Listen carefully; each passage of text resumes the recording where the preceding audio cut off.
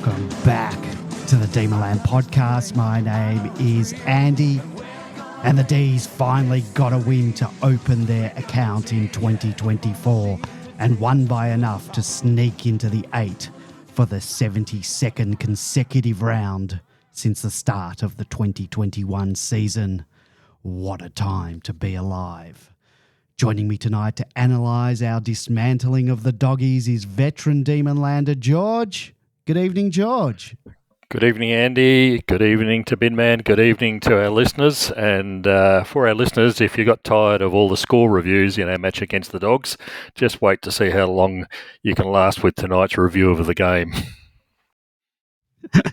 Yeah, we won't have quite as many stopping and starting as they did at the game. That was just absolutely ridiculous. And I heard Goody interviewed saying, we want to get it right, but you could tell he was a bit frustrated by it. Yeah, especially when some of them were just so blatantly obvious. You sort of go, isn't it about time the AFL sorted this out and did it properly? They've got to invest in the technology. That's what it comes down to. Yep.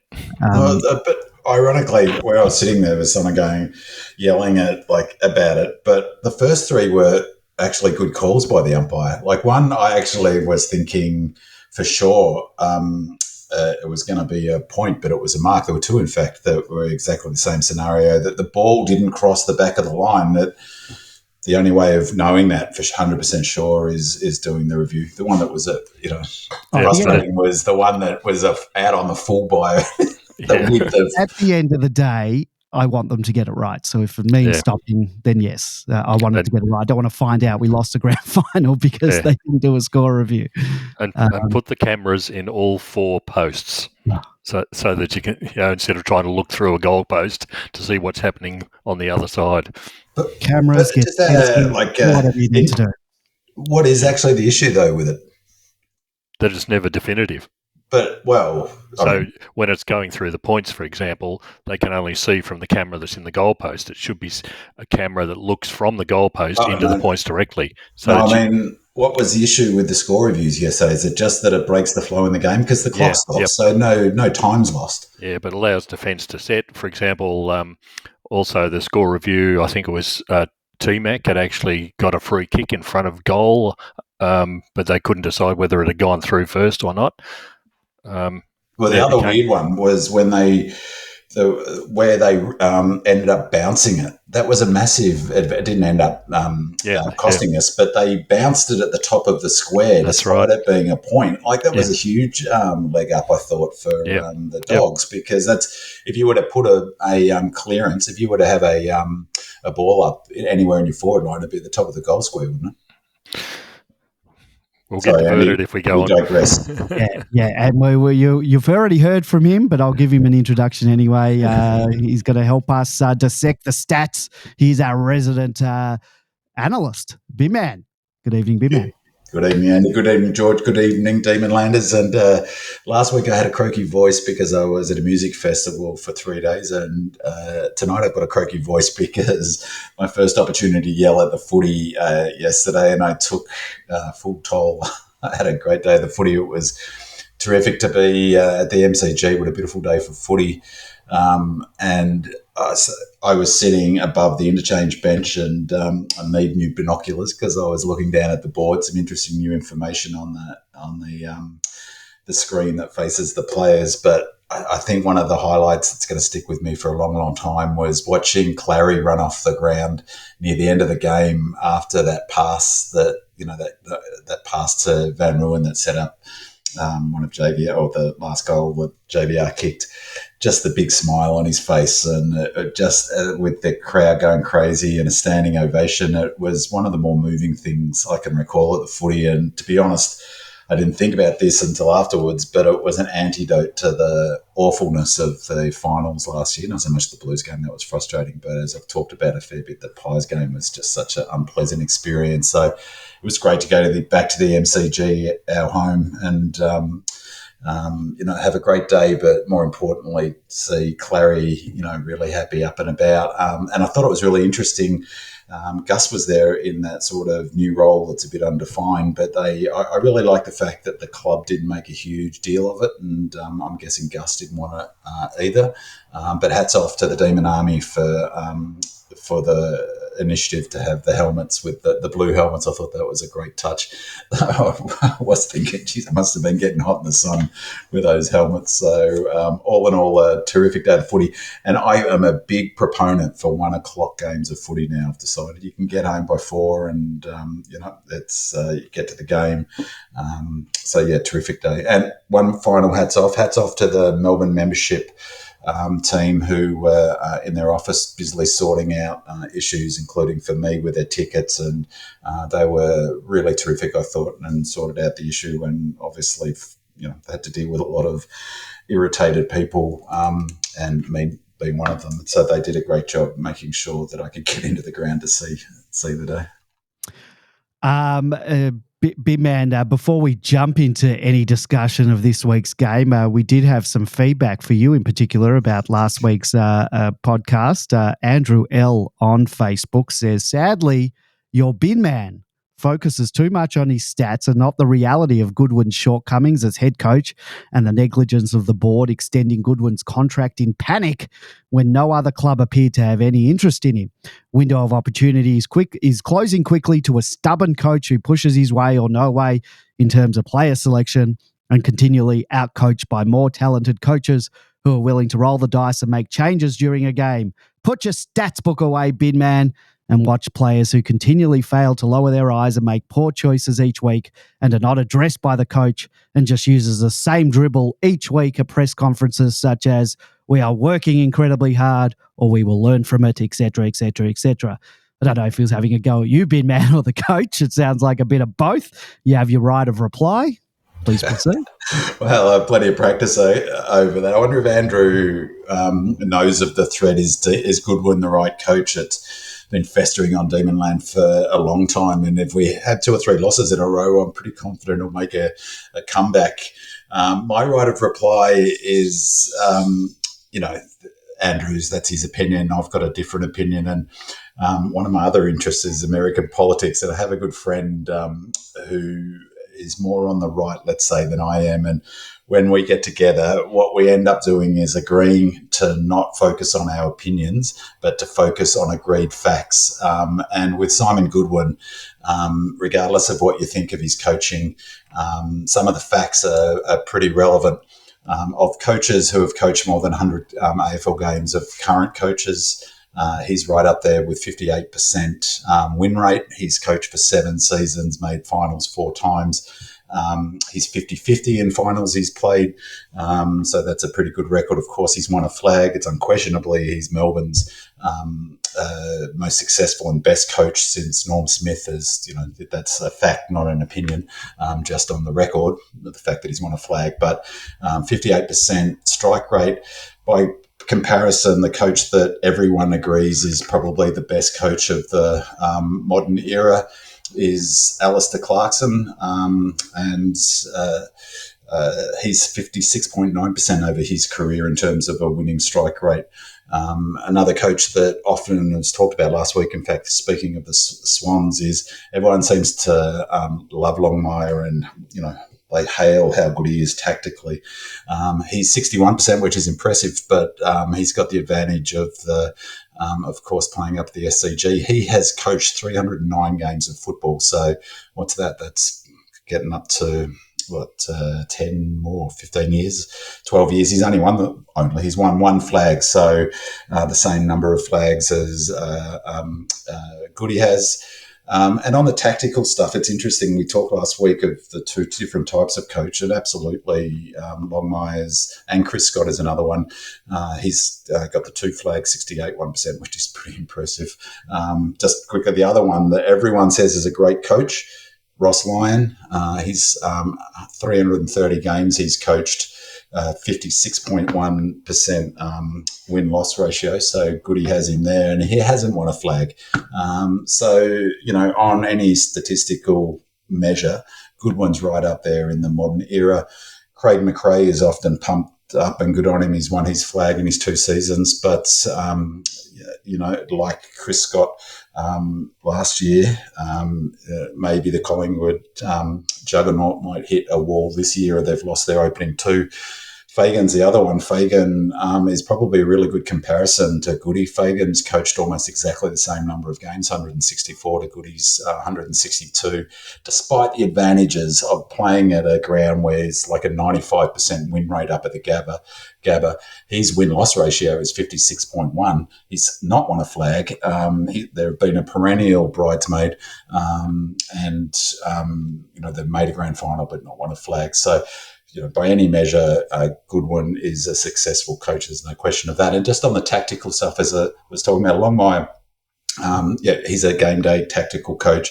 So is Alistair Clarkson, Chris Scott to a lesser extent. That changed a bit in their premiership year. Actually, he became a more systems coach. But I think Goody is really underestimated his tactical nous. The difference is that he is such a system coach. He thinks about his tactical strategies ahead of time. And so it was fascinating, Andy, to hear his press conference this week, an interesting timing for Andrew's comment on Facebook, about the planning that went into this game. Goody is really big into analytics. He's also big into data. And so both presses, I really encourage people to listen to the Dogs press conference and the D's one. Both were fascinating in their discussion of the game plan. But Goody talked about the fact that historically in early season games, teams blow up and that they're often high possession, widespread, and that he came into the game with a clear tactical focus on lots of marks, controlling possessions. As a result, he had the most number of marks in his tenure. I think 20 odd more than he ever has. And he's introduced, a number of tactical things. You might remember back in 2017, or was the flying V off the halfback flank that didn't quite trigger it, but not long after that they introduced the 666 to stop teams doing exactly that. He also used flooding techniques, and as I was just sort of noting on Demonland today, is that whilst he didn't invent the zone, and nor did he invent the sort of that third man intercepting role, he perfected it. Every team that's worth their salt now, the Giants, the Saints, the Swans, have all basically implemented a version of Goody's all-team defensive grid. And I think he really needs to, he doesn't get the kudos he deserves for his tactical ability. He never has, partly because of the way he does press conference, but I think, and partly because he doesn't do much in-game once game starts.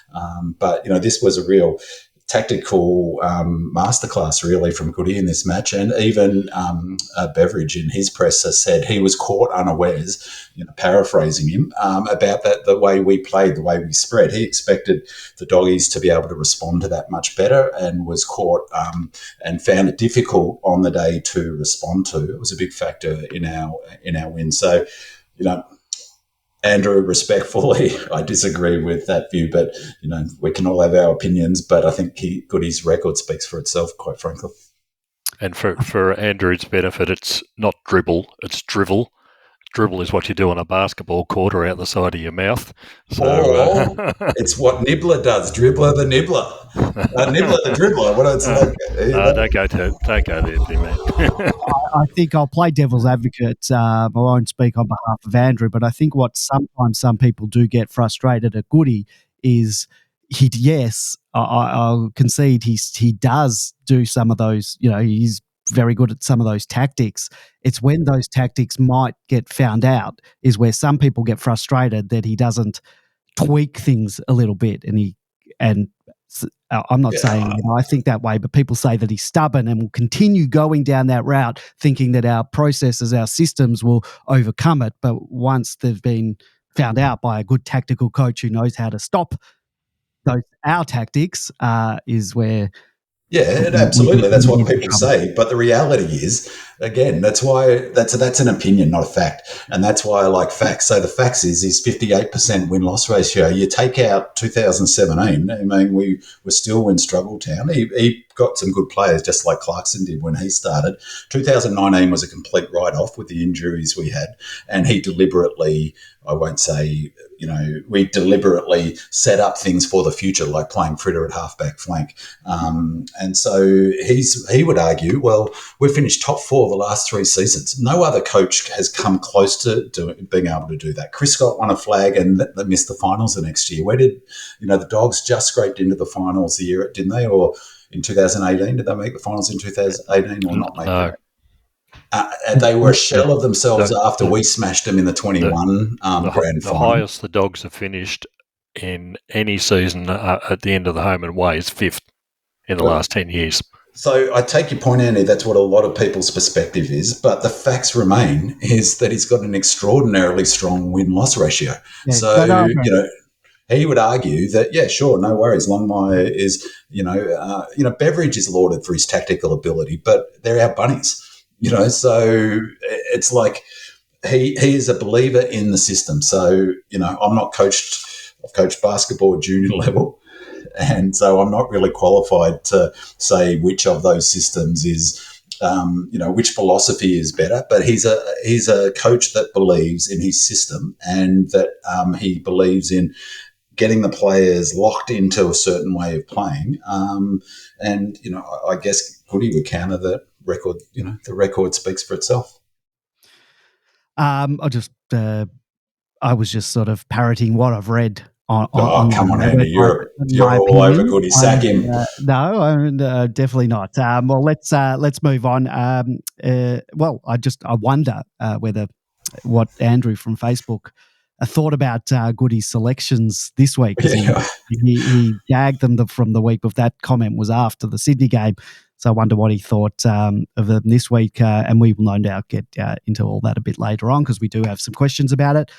And speaking... Well, just before that, I will say that it's interesting human psychology, isn't it? So I was critical last week, absolutely, of the decision to start Billings on the bench and to pick Spargo. And so they were, especially Spargo, was definitely a left field thingo. And so, yeah, it's easy to bemoan those decisions when we lose. But it was equally sort of perplexing in some respects that Benny Brown, off a very short, interrupted preparation, would be brought into the game with T-Mac at the same time. And there's a question. Well, there were a lot of changes. When does Goody make 5 changes? Well, yeah, that's right, indeed. And 2 to 3 to the defensive unit and bringing Hoare in as well, which was less of a surprise. We'll talk more on that. Yeah. So, but the psychology part of it is that they all came off this week and he's not getting criticised for those decisions.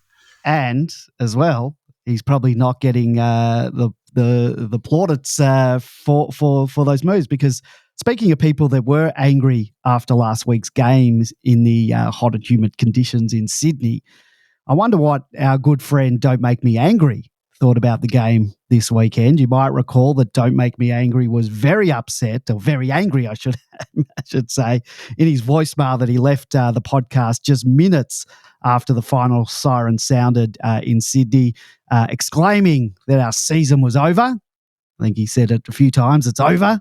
There was no follow-up call this week. So don't make me happy. Slightly annoyed or less angry. Each week I ask our loyal listeners to help us out by leaving us a 5-star review and a comment on Apple Podcasts. We absolutely love the feedback. We do read it out on the show. And as I always say, that giving us the 5 stars, it helps boost the podcast. It brings more listeners to the show. That in turn drives more people to Demonland, and therefore we can get more contributions from more voices on this show in the form of the questions and comments we're going to go through later. So the best way you can help out the podcast is by amplifying us in the form of those reviews, and just by helping spread the word about Demonland to your Demon family, friends or colleagues. All the way from Finland, Helena writes, as an expat D's supporter, staying connected with my beloved club has always been a challenge. However, thanks to the Demonland podcast, I feel like I'm right there in the heart of the action despite being thousands of miles away. Living in Finland for the past 6 years means I miss out on the electric atmosphere of game days at the G and the camaraderie of fellow fans. But the Demonland podcast fills that void by providing comprehensive coverage of all things Melbourne Demons. From game reviews and previews to player interviews to BIM and stats analysis, the podcast keeps me informed and engaged, bridging the geographical gap between me and my beloved team. Andy's genuine enthusiasm for the Demons is infectious, and George and Beerman's deep dive into match analysis helps me understand the intricacies of each game, even if I can't watch it live. Listening to the Demonland podcast feels like catching up with an old friend who shares my passion for the red and blue. It's comforting to know that I'm not alone in my support for the Demons, and the podcast serves as a virtual gathering place where fans from around the world can come together and share their love for the club. Demonland is an invaluable lifeline for expats that keeps us connected to our team and our roots. Whether you're in Melbourne or halfway across the globe, Demonland is a must-listen for every D's fan. And what a great review that is, Helena, all the way from Finland. So dangerous people, the Finns. I've skied with them a couple of times. They drink all day and they ski all day and they drink all night, and then they do the same thing the next day. So more skiing references, George. Yeah, absolutely. Next time with a bit of Finnish thrown in, like the our sister city, Helsinki. Keep that feedback coming. We really appreciate a 5-star review on Apple Podcasts. And don't forget to click the write a review link and write the review, as well as clicking on all 5 stars, and we'll read it out on the show. If you follow us on Facebook, Instagram, Twitter, or Threads, you want to leave us feedback or post a question or a comment for the show, you can post under our podcast post each week or just slide into our DMs. We're not going to read out your full name on the show. That's how Andrew got in touch with us. And also on Facebook, Victoria from Bentley East writes in and says, what a different match. Bit loose at the start, but we certainly kept the pressure up and gave ourselves opportunities to score. Stephen May, a giant down back, and the ball handling skills, a huge improvement on last week. Looking forward to hearing the breakdown of the podcast this week. Great to have a win and still some areas to improve. Thank you, Vic, for that. I hope you enjoy the breakdown this week after a win. I assure you it's so much more fun for us when we win than when we lose. Someone did just try to call in and I just missed it. So if you want to give us a call back, give us a call. I'll get you on. In addition to being available on Apple, Google, Spotify, SoundCloud, and or your preferred podcasting app, the Demonland podcast is available on YouTube to be watched and listened to. Just search for Demonland Podcast to find our channel. If you want to chat with other Demons fans and you've never been to our forum, head on over to demonland.com, sign up and chat with other D's fans from across Australia and around the world. It's completely free. And in addition to being able to post questions or comments for the show, like we've got a whole lot coming up, there's also lots of topics and threads discussing all things Demons related. So join in on the conversation. Caller, I'll get to you in 1 second. If you'd like to join us on the air tonight, we've got a caller on the line right now, and you want to talk about any of the topics we're going to talk about, please give us a call on 03. They hung up. Could have been telemarketing. 03 9016 3666. That's 03 9016 3666. I'll answer. I'll put you on mute and then bring you on when there's a break in the conversation. He could be angry calling in. I'm hoping it is, actually, because I want to hear what he has to say. So if that is you, don't make me angry, give us a call. During the week, you can call that number, leave us a message. We've got a couple lined up during the question part of the comments, so we'll listen to those voicemails shortly. Caller is back, and it is Don't Make Me Angry. G'day, Don't Make Me Angry. What have you to say this week? Are you happy? Oh, there, I've got you. Hello. Hey, Don't Make Me Angry. How you going? Oh, this is Enzo. You can't refer to me as Don't Make Me Angry anymore. Oh, that's right. Yeah. Yes. Okay, Enzo. Yes, because you have banned me for sticking up for certain players. And I just want to make I'm a lot more happier this week, of course. Oh, I imagine you are. Yeah, and no, it's great. I was feeling too emotional, and it was very bad for me to bring up it straight after a game, and that's probably the worst time to talk about it. But yeah, you should do the post-match presses instead of Goody, Enzo. Yeah, what I want to say about Goody's coaching and all that. The thing about he's not a good technician in games, I think that's total baloney, because I think, as people might forget, in 2018, how many times the team at halftime were down, and then he would change the way we'd play, and we'd come up with that what was it called? Beast mode. 2018 was the perfect beast mode year where things wouldn't be going well, and then at halftime they'd implement the beast mode, which is the running off the half back, which the beast mode was killed after the 666 was brought in. So I don't think the only thing about Goody is his team selection. Sometimes is quite often I'll see team selection, I'll say that's lost. Like with last week, what was disappointing me the most about last week was Billings being made sub. Now, it didn't make sense that you'd bring in an elite kick to fix our problem that people say, our problem is connection of forward 50. So what did they do? They made him sub, and we only had 5 marks inside 50. So what happens the next week, he plays the whole game, and what does he have? 10 score involvements, 15 marks, a couple of goal assists, so he hit up a couple of targets. So, that was the brilliancy. He should never have been made sub, and if he'd played last week, I think the result might have been slightly different. So that's about Woody. And on that, Enzo, that's another thing that frustrates me. The criticism, the most consistent criticism I've heard of Simon Goodwin is that he's stubborn. And so if he was so stubborn, he would have started Billings as a sub again, but he doesn't. I think that he cops a lot of, I really think that a big issue is that he's just not as engaging in the media as say McRae or and he doesn't give the media what they want, a big sugar hit all the time. So And other stubborn coaches are Ross Lyon and Alistair Clarkson, and they don't give the media anything either. So. Yeah, exactly.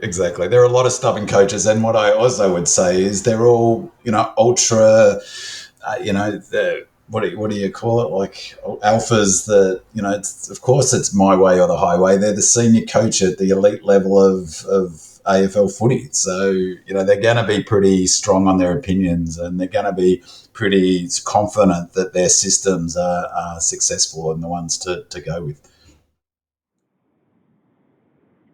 Yeah. Can I say something about Bevo, the Dogs? Sure.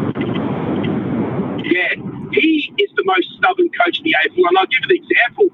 Last year, Norton was played in the forward line and Bruce was played in the back line. Now, how ridiculous is that?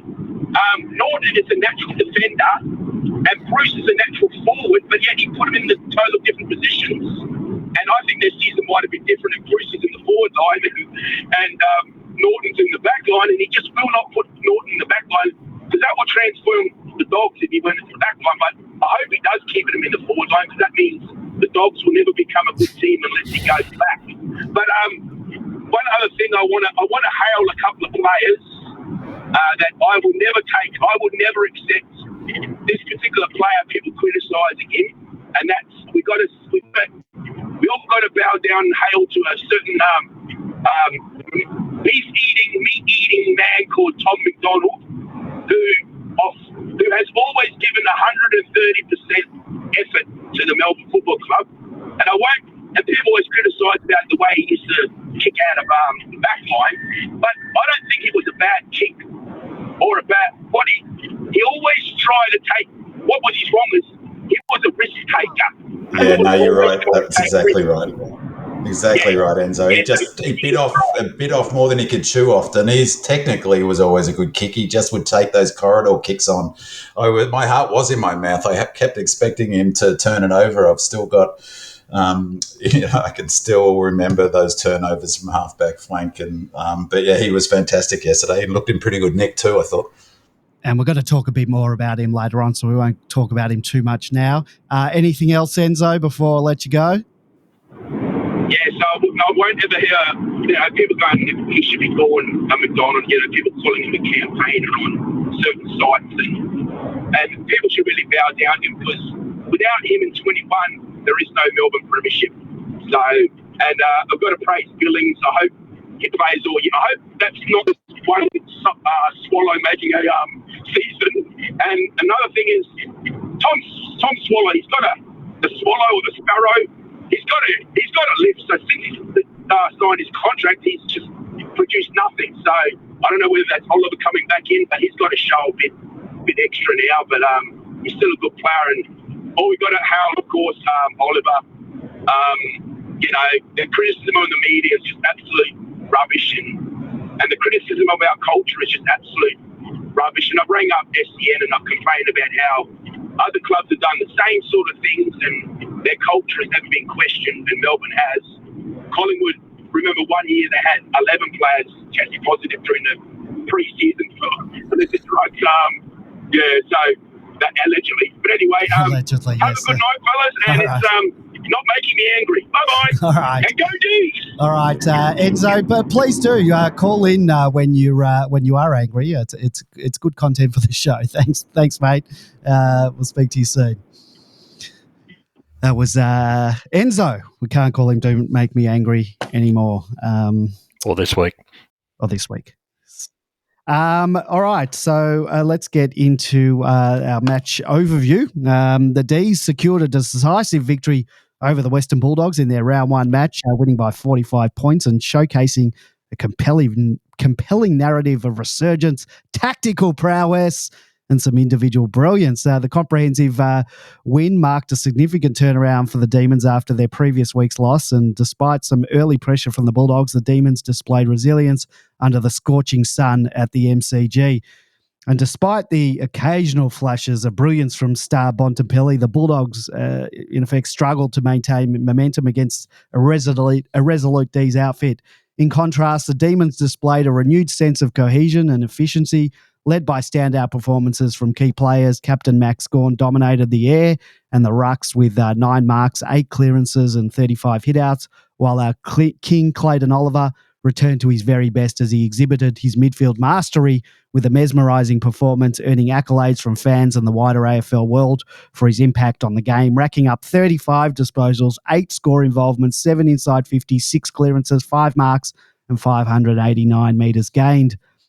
Melbourne's forward line, often criticised for inconsistency, proved potent, with multiple goal scorers contributing to their impressive tally. Ben Brown's return to form after injury layoff was particularly noteworthy, providing a vital target up the ground and in the 50-metre arc, as well as relieving pressure on young Jacob Van Rooyen, who booted 3 goals. Small crumbing forward Kay Chandler found some of his early 2023 form with 3 goals of his own. Defensively, the Demons were formidable, with Stephen May leading the charge alongside returning players like Tom McDonald and Marty Hoare. Their ability to stifle the Bulldogs' forward thrusts underscored Melbourne's defensive solidity. Off-season trade target Jack Billings relished his time on the MCG, racking up 23 disposals, 15 marks, 10 score involvements, 5 tackles and a goal. The D's win provided a much-needed boost of morale for many D's fans following last week's defeat.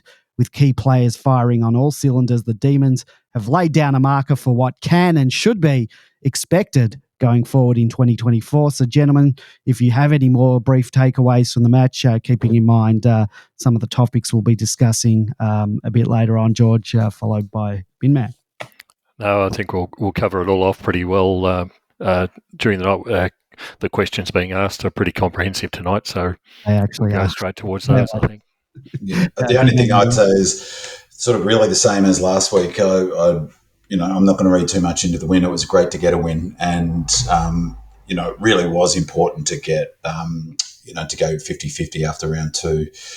Just statistically, you talked about it last week, the challenge for teams once they drop to 0-2, Andy. It's really interesting that Brisbane and the Pies both are now 0-2. If we'd been 0-2 as well, that obviously, it's going to make life difficult for us. I wouldn't. For whatever reason, and Beveridge's presser was really interesting. It was one of the more interesting pressers that I've heard in a while. He was super confident that they would run out that game well, and so they didn't. They were gassed in that last quarter. Like, the numbers swung dramatically our way. A lot of the indicators, and I thought they ran out of gas. And my sense is that the heat, they struggled in the heat, whereas it might have well been an advantage for us to have played in the humidity, and we had a good solid block of time, almost 10 days between the Swans game and this game. So I wouldn't write too much, take too much out of the Swans loss, and I wouldn't take too much out of this win in terms of, where we're at. It's going to be a really, really long, they're always long seasons, but the game is just getting increasingly aerobically and physically challenging. So this is going to be a long season. Before we get into your stats, Be Mad, the Swans game against Collingwood almost made me feel a little bit better even before our win about our game against Sydney, because I watched them and Sydney were very, very slick. I don't know how much you can read into Collingwood's form yet, but Sydney looks seriously impressive. And I just put into perspective when you add the conditions of the hot and humid conditions and whatever else to our game. Apparently Max was a bit ill, someone said. So, yeah, they were super impressive, and I'll touch on a bit of that game. They do. Some of their kicking was to die for. My wish list at Christmas, Santa, just put Gordon under my tree and I'll drop him off at Goody's place. Yeah. All right, B-Man, you want to get into your stats files? And while you do that, I've just got to leave the room for 2 seconds, so you just keep going. I'll be back. No worries. So as listeners know, there's sort of the stats, the fundamental stats, and I won't get into this now because there's a question about this, but I talked last week about our changed method, our high handball, and it's really interesting in terms of the impact that's had on, what's good stats for us, what's bad stats for us. So, last year it was easy. It was time in forward half, contested possessions, scores from turnover. It didn't really matter what our scores from stoppages were. Those were the key numbers. And as I've mentioned lots of times at quarter time when they show the players the board, those were the numbers on the board. And so I was fascinated this week. Only one of those numbers, maybe two, were on there. Contested possession was way down the board. Time in forward half was up the top, but there were other information that they were showing the players. And I think it's reflected in a different game plan that we're running with. Again, as I talked a couple of weeks ago, my theory is that basically teams, in order to be able to get through to finals, essentially there's going to be two game plans, one for the home and away, or particularly one for the first half of the home and away season and one for the latter half of the home and away season into the finals. It's fascinating to hear Goody's presser talk about how different the first handful of games are in the season, hence his strategy around the marking. So, it's a really bit in flux. It's going to take me a little while to sort of get a handle on what good stats are, what bad stats are, I think, and what represents sort of. So lots of good stats, not so many bad stats today, but lots of curious things. Number one stat for me that was great, and of course this is padded out by the number of short kicks. Our kicking efficiency was 72.4%, which is really, really good for us.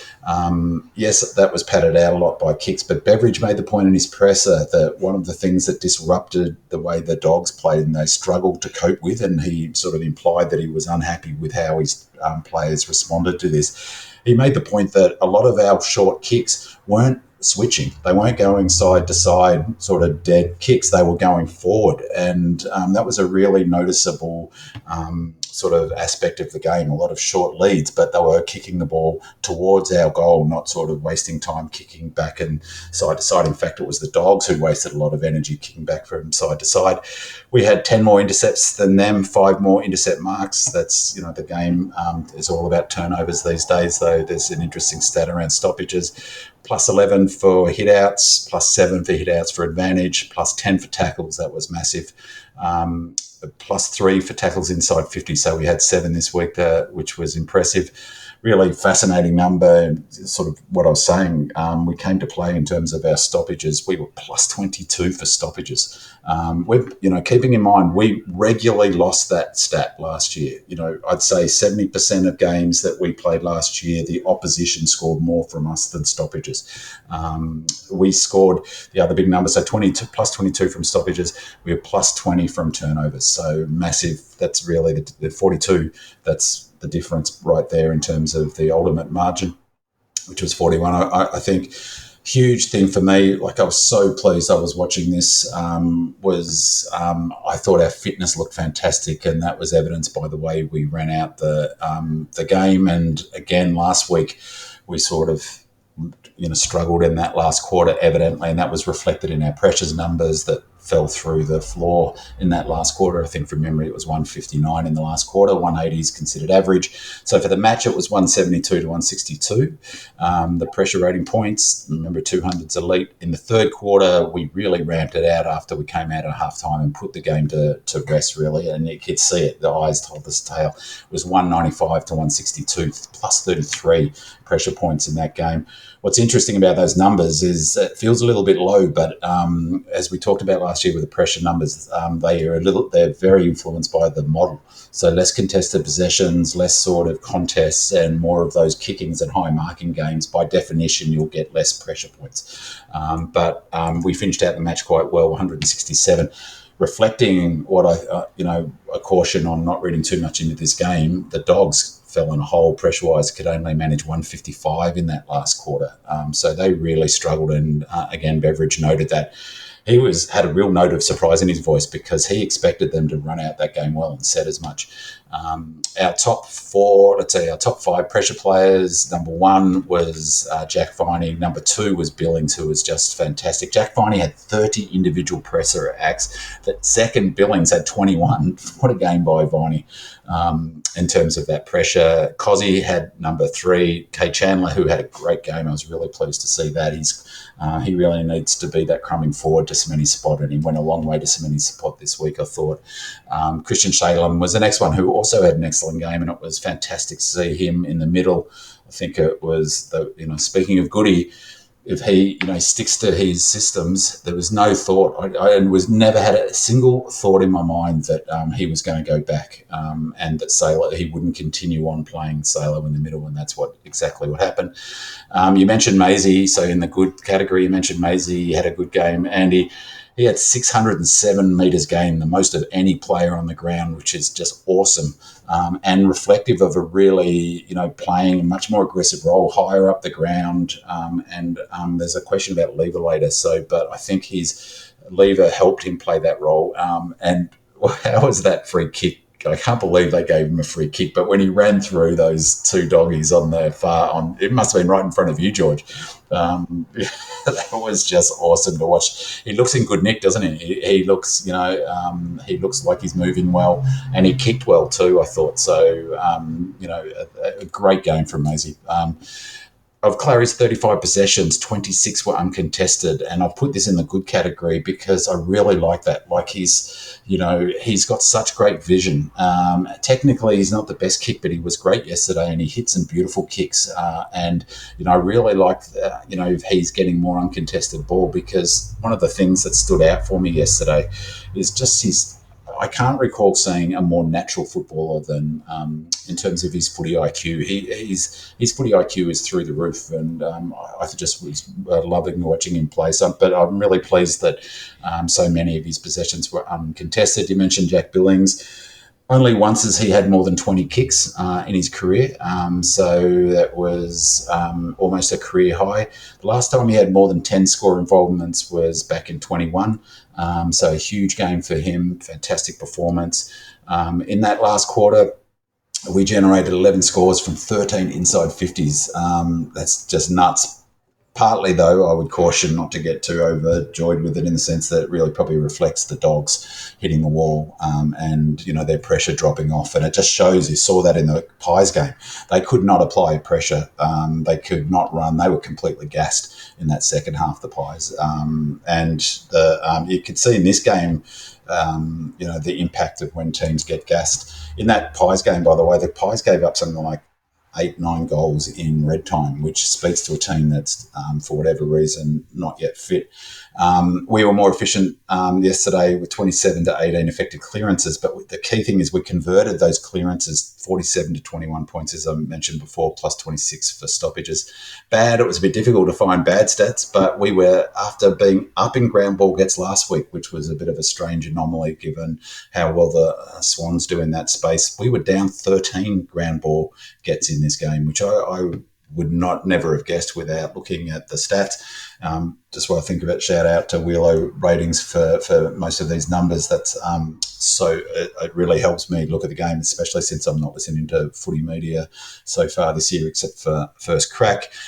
The only other bad really I could pick out was Fritter's form. Only 7 disposals. His kicking was off again. Only kicked 3 points, goals that he'd normally kick. His body language. Had he kicked straight, we would have been maybe saying a different thing. But his body language looks a bit off. He looks a bit down on himself. I'm not sure whether maybe I'm overreading it, but 7 disposals. I read on Demonland. Sorry, George. He wasn't chasing, was the other thing. Really, really wasn't chasing. And he looked like a guy, I said he looked like a guy who played at Coldstream and Casey in the winter. Wasn't coping well with the hot weather, but he was miles off. And normally his set shot kicking is, pretty accurate, but he wasn't even close. It was just... Especially that one in the middle, like the one in the middle channel that he had was, and someone said, I wrote, which is probably a reasonable comment, I read on Demonland somewhere that maybe he did some defensive work and it reduced the impact of Liam Jones, but it feels like a bit of a stretch for that. And so that concerns me a little bit. The positive, of course, is if he turns it around and it gets his radar back on. But really, it's less the 3 points that worries me. It's more the 7 disposals. And as you say, that sort of... so that's interesting. So for Curious, this goes again to this discussion. So all of these numbers I'm about to say, most of them really reflect that this sort of, we've got at the moment a changed game plan, quite a radically changed game plan. I'm really surprised that there's not more discussion about this, because it represents a fundamental change to the way we're playing, except for one thing, is our defensive system is still exactly the same. So we've got a new way, like a different way of transitioning it. It's interesting time. Enzo mentioned 2018. People tend to forget how aggressive our ball movement was in 2018. Yes, we got opened up by the best teams on defence, but we were smashing teams below us because we were moving the ball so aggressively back then. So contested possessions, we regularly won this last season by 20 or 30.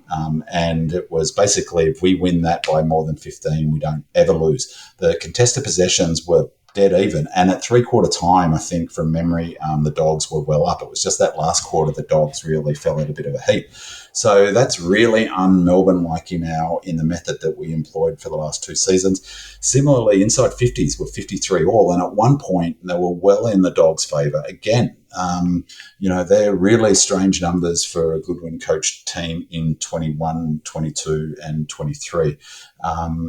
The same goes for time in forward half. This was striking. So for the match, it was 47 our way, 53 their way, which is totally different to what it would normally look like. And at one point I looked up, it was on the scoreboard, 20 minutes into the third quarter, it was 60% time in forward half for the Dogs, 40% our way, which... if you look at all of those numbers together, it ended up being 46-54, but that's only because, again, in that last quarter, the Dogs stopped to a walk. I reckon, I don't think there would be a time that late in the game, 60-40, in the last 3 seasons. I don't think once we would have seen a disparity for time in forward half like that. I'd be really confident to say is that I doubt that we've ever been 40-60 that late in a game. And if we were at any point in 21, 22, 23, if we were level for contested possessions, down on time in forward half and level on inside 50s, we'd be losing that game by 5 or 6 goals, no probs.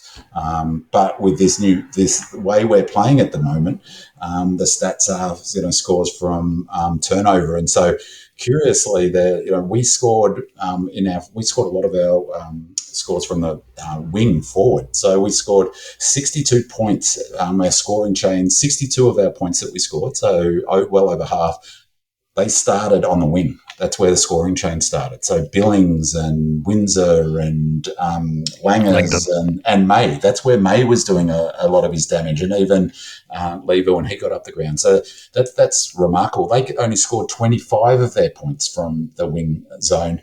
We scored 26 from forward half, 50. That's where we generated the scoring chain started from, and they could only score 13. So that was really interesting, and it just, people watching it really reflects a different game plan. They're radically different numbers. Like, they're so different to last year that it's like chalk and cheese. on Demonland in the stats file thread, which for people who don't know Demonland, there's a thread called Stats File. Anyone who's interested in data and stats, Demon Dynasty writes some really excellent stuff on ratings, players' ratings and team ratings, and Willow Ratings puts his data up. It's fantastic if you're interested in stats. From Go to Woden, which is a great poster's name. Say that one quickly.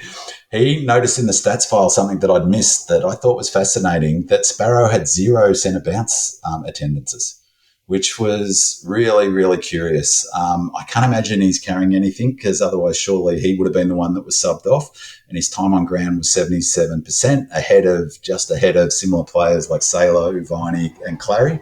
So they clearly weren't managing him. Any thoughts on that, George? Not really. I think in this game we really just went head to head with the Bulldogs. Our best mids played head to head with theirs for virtually the whole game. They were the same. Yeah. I'll talk about it later, but I think their mids were actually mismanaged more than ours, and that's why they fell away in the last quarter. Yeah. But it was always Treloar, Liberatore and Bontempelli and not much else. And when you've got those three in there, which also probably explains the number of inside 50s that they had, you've got to match them with the same sort of quality. And we kept but we also rotated as well, getting Salo in there. But you had Oliver. Oliver wasn't on for the first 5 or 6 minutes of the game, for example. Petrarca was in there. But that was it. So no one else went in there. So it was, and I don't reckon, again, speaking of things that haven't happened before, I very much doubt, or at least in the last 2 seasons, that Sparrow, when he's played at least 77%, in that normal range, is that he's not had a single centre bounce attendance. So that definitely was curious. Here's a fantastic curious score for the true believers.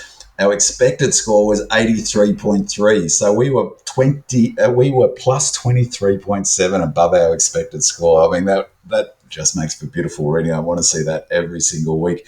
And it proves the statistics are rubbish that are going into it. No, it doesn't at all. It doesn't at all. And it was because where the numbers were from, it was predominantly from general play, so not from set shots, which were about level. So we got it was where we were above average, plus 19 from our shots when the ball was in motion in general play, 2 of which were my boy Nibbler, the banana dribbler. That's exactly an example. That kick, couldn't believe how sort of, I watched the replay, how sort of unexcited the commentators were about that. That was a brilliant kick by Nibbler to kick that goal. I'm talking about it as if he was shelling peas. I mean, that, and also his banana kick when he played on. Like, they are high. They're 2 in 10 kicks. So you get them. That's where you get your expected score. So that was a great stat. Halftime, just some other curious ones. Halftime, Western Bulldogs, the Doggies led forward 50 marks, 8-3.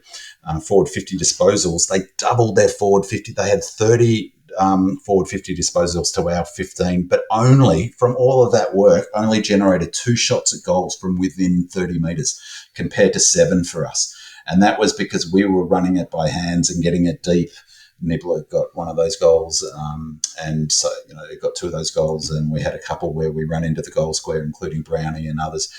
So that was really interesting defensively, despite trailing 12 to 24 in forward half intercepts. So that was crazy. So they doubled. This is at halftime. They doubled our forward half intercepts. We scored more points from this. We scored 30 to 26, which is ridiculous. They just could not take advantage of when they turned the ball over in the forward half.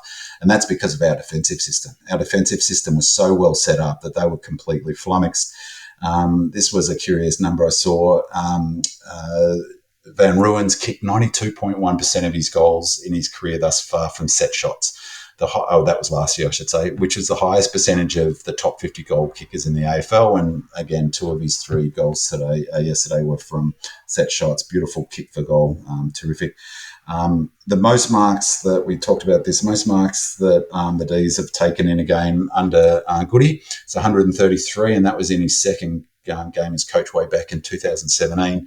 We took 141 marks yesterday, and we had obviously a clear intent right from the get-go to maintain possession. But as I noted before, and as Beveridge noted in his presser, a real sort of feature of that is that we were kicking forward, not going side to side and just, sort of easy padding kicks from left and right. Though we did do a bit of switching, and we really, as Goody said in his presser, we really looked to stretch the MCG, and that was really noticeable. And I think that went a long way to blowing up the Dogs in that last quarter, the way we played. And as I talked about, Beveridge really didn't have a sort of tactical response, and he indicated he was disappointed in his players' inability, I presume, to work across to stop those little leads and passes. And statistically, from a statistical point of view, just a fascinating day, and I think we're going to see some of this in the next few weeks. So, fans should get used to a different way of transitioning the ball, same defensive system. I know people don't want to hear this, but it's what we're playing and executed in this game was what Collingwood did last year for the most. It's they don't go sideways. They look for the short kicks, get it into the hands of the good ball users, move it quickly, move it straight ahead.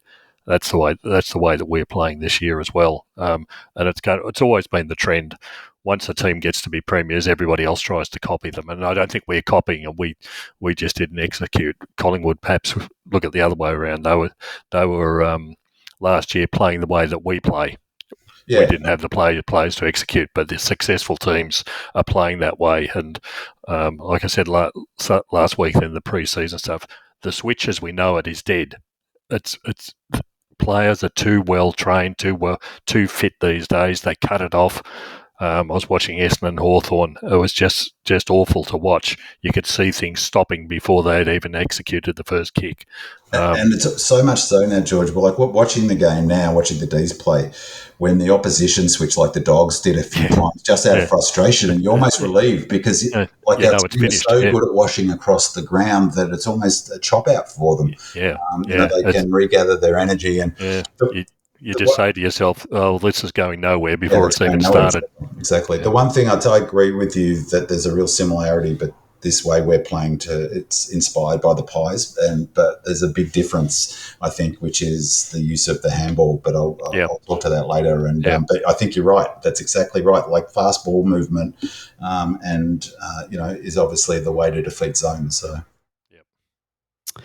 Well, we do have a caller on the line. Who am I talking to? Yeah, this is Noah from Brighton. Hi, Noah. How are you going? Very good. Thanks very much for taking my call. I just wanted to say that I was really impressed with how Melbourne played this week after the Sydney game. I'm really excited with this new way that they're playing, and I think it's very different to the last couple of years. I just wanted to know everyone's opinion on whether they think we're going to be able to continue this way of playing, all year with, the level of fitness required and stamina that's required with the fast ball game. I was really impressed with McDonald and Brown, how they played this week. I think T-Mac did really well in the defence, and Ben Brown was a great contributor.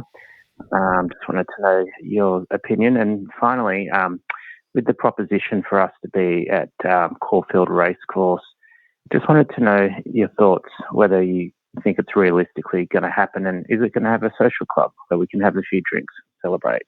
Love the podcast, guys. Thanks, Noah. Appreciate that. We're going to talk about T-Mac and Ben Brown a bit later on, so we'll leave that for the moment. In terms of fitness, B-Man, can we keep it up? There's no reason why we shouldn't be able to, barring mass injuries. Well, it's fascinating. It's really, really fascinating. I mean, for listeners new to the Demonland podcast, I've been talking about this for a couple of years, but outside of injury, which I think is the biggest determinant of a chance for a flag, obviously you've got to have the list and the system and all of those things, but leaving that aside, if you get the wrong injuries at the wrong time, you're not going to win a flag. And I think we saw that last year with the sort of devastating injuries that we had to our forward line. But the other key factor is fitness, and I think it consistently gets underrated by the media, the importance of it. And, just for instance, take the conversation about where Collingwood are at. It's clear to me that they're not fit. Now, Fagan was really interesting. He came out and clearly said that they plan, because they've got the bye this week, that their plan that was to load and to risk losing these 2 games and have their season almost begin from after the bye. And so the fitness question is a really fascinating one, particularly for the clubs that had played in that opening round, because they all get a bye at some point, is how they use that bye period to sort of finesse their loading management program and the tapering into them. And then afterwards, I was really concerned that maybe we were doing something. Remember 2 or 3 weeks ago, I put out there after that Richmond practice game that I was cute. We didn't seem to be running that game out. That's why I was so pleased how well we ran out this game, because early wins in the season are critical. It's a huge risk. Fascinating that Fagan said it. I listened to the radio yesterday at the Footy National Indigenous Radio Service. It was fantastic.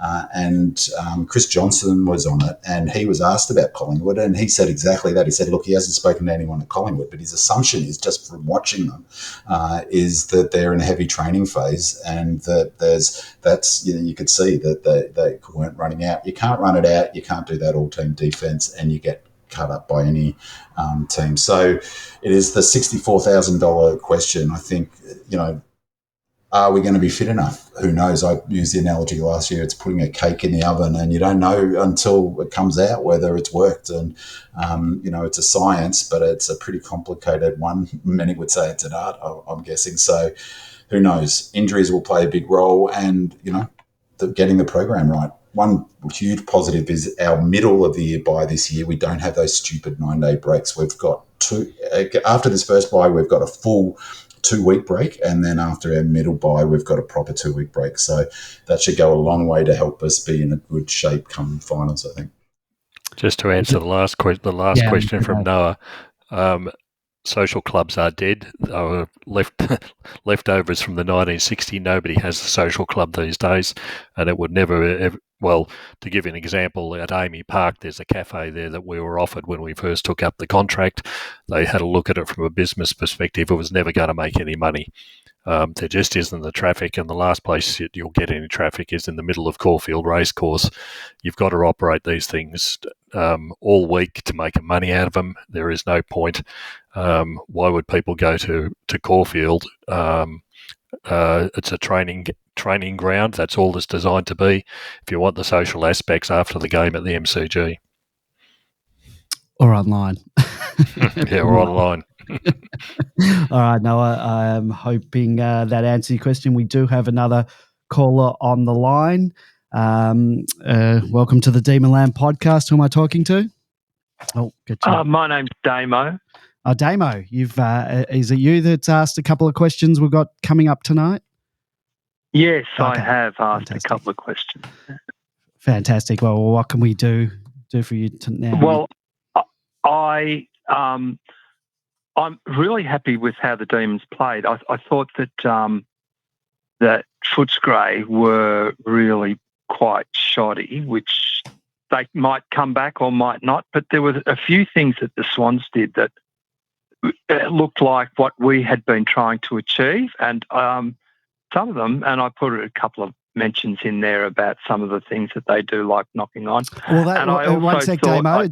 Bring this one up now, because I wasn't going to put that one in tonight's thing. So if you want to talk about the tactics, the one about Lever, I've got, and we'll talk about. But if you want to talk about Sydney's tactics now, you can ask Binman and George about that. So go for it. All right, am I on? Yes, yeah. No, you are on. So if you want to talk about the Sydney tactics. Sorry, I turned the radio off. No, that's all right. Yeah. This isn't 3AW. You're straight on the air. Yeah. G'day, everyone. And I really like the podcast. I thought we played really well, and it was like what I'd been reading from all the reviews on training, especially Kev Martin's, and how kicking the ball low and not trying to kick too too far and not trying to kick too high. When just to play a little bit with Kev Martin, but look, when you pick someone out to kick to, you always have a better. I really think that if you're a reasonable kick, if you've got a target, and that's one of the things I liked about Laurie, actually.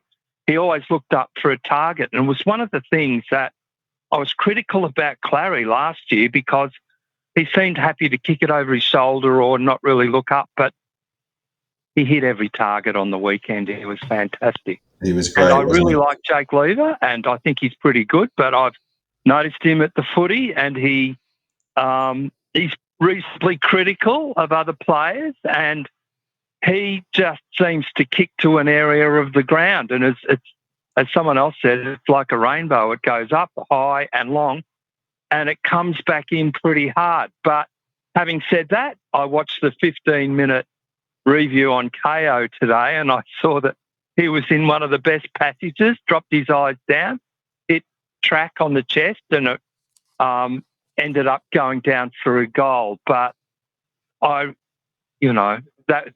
was the thing about Jake, that I think that he needs to lower his eyes a bit. The only other thing I want to say is how good are the Swans? Until we play someone who we can see are really good at the moment, I mean, I don't think Collingwood and the Bears and Brisbane are really good right now, but the Swans are. And one of the things I really liked was when they're in congestion, rather than trying to, and the ball's up high and you're going to be tackled, and A&B in particular grabs it, goes and tries to drop down and feed it out, but he gets caught and he's happy for a ball up. But they were tapping it to the outside a lot, and I wonder if anyone else noticed. B-Man, you want to take that one? Yeah, well, absolutely. I did notice that, but one of the interesting things is that's what we were trying to do in the Sydney game when we played them. That model is what we were doing in that Richmond practice game and also the Blues game, and we implemented a similar model in this game. The difference was it felt like a bit of a hybrid where it was that same sort of chaotic handballing that Sydney were doing against seemingly chaotic. It's strategic. It wasn't, chaotic in the sense that it was unplanned. They clearly have got a model of tapping it forward at all costs, lots of underground handballs, bouncing them up, get it forward, make sure you get territory. That's what I was talking about before, is that we're doing it. The Swans are doing it, Tigers are doing it, and it's a bit what George's point about the Pies model is, that it feels like to me that that's the new version of it. It's all still about going fast, it's still getting the ball forward, but it's sort of partly, I think, designed to break down the Pies strategy. What the Swans did brilliantly is they allowed the ball to go out the back to Dacos. He had 37 possessions, and most of them were just useless possessions because they focused on the next kick. The next ball after Dacos got the ball was where they focused their energy. But otherwise they were looking that sort of tapping it forward, handballing it, not worrying too much if they lost the ball. And that's what Melbourne fans are going to have to get used to. We're going to turn the ball over a lot. We're going to accept that we turn the ball over and hope that we win it back after we turn it over, because lots of those little handball chains, the chains are going to break. And that Sydney lost a lot of those, turned it over a lot. It's just that Collingwood couldn't hurt them on the turnover and they won it back. So I really think that there's a number of teams playing a very similar model, Swans being one of them. And a lot of the frustration in that first game that we played against the Swans was our ball handling, but a lot of that was to do, we were trying a new model. I think people have to be patient with Melbourne because, implementing a new way of playing as radical as this, even if we do have our defensive system, still in place, it takes a lot of work. And it's interesting you mentioned Kev Martin, Damo, because George and Andy and others who have regularly been to training have really noticed the emphasis on those training drills where they're in close and lots of handballs and lots of those, where they do it in a square and have to get it from one side to the other. So, you can't arrive at a method like this without doing hundreds and hundreds of hours pre-season practice. So teams like Pies, who I don't think have been doing it, can't suddenly magic it up and produce it because one of the notable things about the Swans is how many times they handball blind to a Swans player. And that doesn't, as I say, doesn't happen by magic. That's just hours and hours, hundreds of hours of practice. Yeah, well, I mean, because he kicked a goal where he wasn't looking at the goals at all. But so, yeah, and I should say that when we played the Swans, I disregard that game just because of the conditions. And they're probably a bit more used to them. Like you were saying about Fritter before, he'd probably do better in -5 than he did in the heat on the other day. But I'm really encouraged by Billings and everyone lowering their eyes and hitting and looking up for a target. Like the whole idea of, and I mean, it's AFL, you don't have a lot of time, but looking up and looking for a target, and I see that in Laurie as well. I know he hasn't done too well, but I have hopes for him. But I guess the key is you've got to have the Sorry, Damo. The thing about the Swans is they've got so many good kicks. For that model to work, you have to have players who can hit that target. Like if you've got too many players who turnover is so critical now, which is why if you've got a whole bunch of butchers, you're better to kick at 60 metres than 20 metres. But just the one thing for Damo, I'll answer that now, Andy, on Lever. It's interesting. There were a few comments about Lever's game. I thought he had a terrific game. He had 8 score involvements. Only Maxi, Billings and Track had more, which really speaks to how critical his role. I mentioned before our scores from the back half, and which was a really impressive part of the way we played. He was key to that, but also his game freed up. Maisie doesn't have 608 metres gained without the role that Lever played, and he also had 17 disposals. So, and the thing we won't talk about it now, but the question about Tomlinson coming out is partly answered by how flexible Lever is. He was playing at different times on lob. He picked up Norton. He was on Waitman at one point. He was on Ugelhagen. He was part of a group effort that really made life difficult for the Dogs to score. I thought his game was terrific, and as I say, he was really key to how well we transitioned from the back half. And as to his voice, I love it. I think he's pretty good too. But I think he could just add a couple more things to his bow. If you I'm sure. Watch it again, he does. He knows that he's either got to bomb it long down the line or try to go backwards to one side, and that's most of the time. But I think he's terrific, and I loved it when he came. I loved the reasons he came to Melbourne.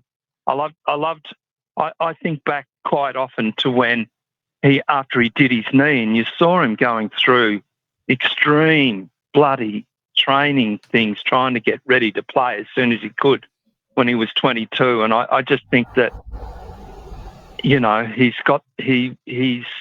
part of our team ethic, and he's great. But it's just, it's the long bombs down the line that don't come back if he's got no one to cross to, except back on his backwards. The thing though, Damo, I reckon a lot of players get caught for things when they're following team rules.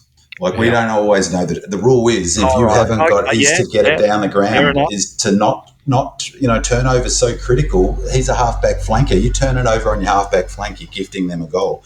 When in doubt, kick at 60 metres is clearly a team rule, and Rivers does the same. If you haven't got a good option, and technically he's not a great kick, he probably hasn't got the green light to take on a risky kick to the corridor, and he's the sort of leader and player in our team that would follow the team rules to the letter, I reckon. Yeah, agreed. Anyway, thanks, guys, for allowing me to talk, and good to chat to you. No problem. Thanks a lot. Thanks for listening. Appreciate the call and your questions that you ask. Let's get into our listeners' questions. An hour and 15 minutes into the show. What say what asks, how much of a difference do you think having a game under the belt made? The old fart responds saying, great question. I'm thrilled with the win, but reluctant to read too much into it at this stage, a touch of MFC SS perhaps. I think round 0 versus the Swans handed us a considerable advantage, as evidenced by Footscray's last quarter fade out, and in my opinion, their lack of pressure, especially in the second half. Love the pod, guys. Thanks. Well, George, do you think that having a game under our belt to shake off the rust benefited us? Under the belt is another one of these old wives' tales that I hate. Game under the belt, shake off the rust. It's all yeah. Lower the eyes, long bomb.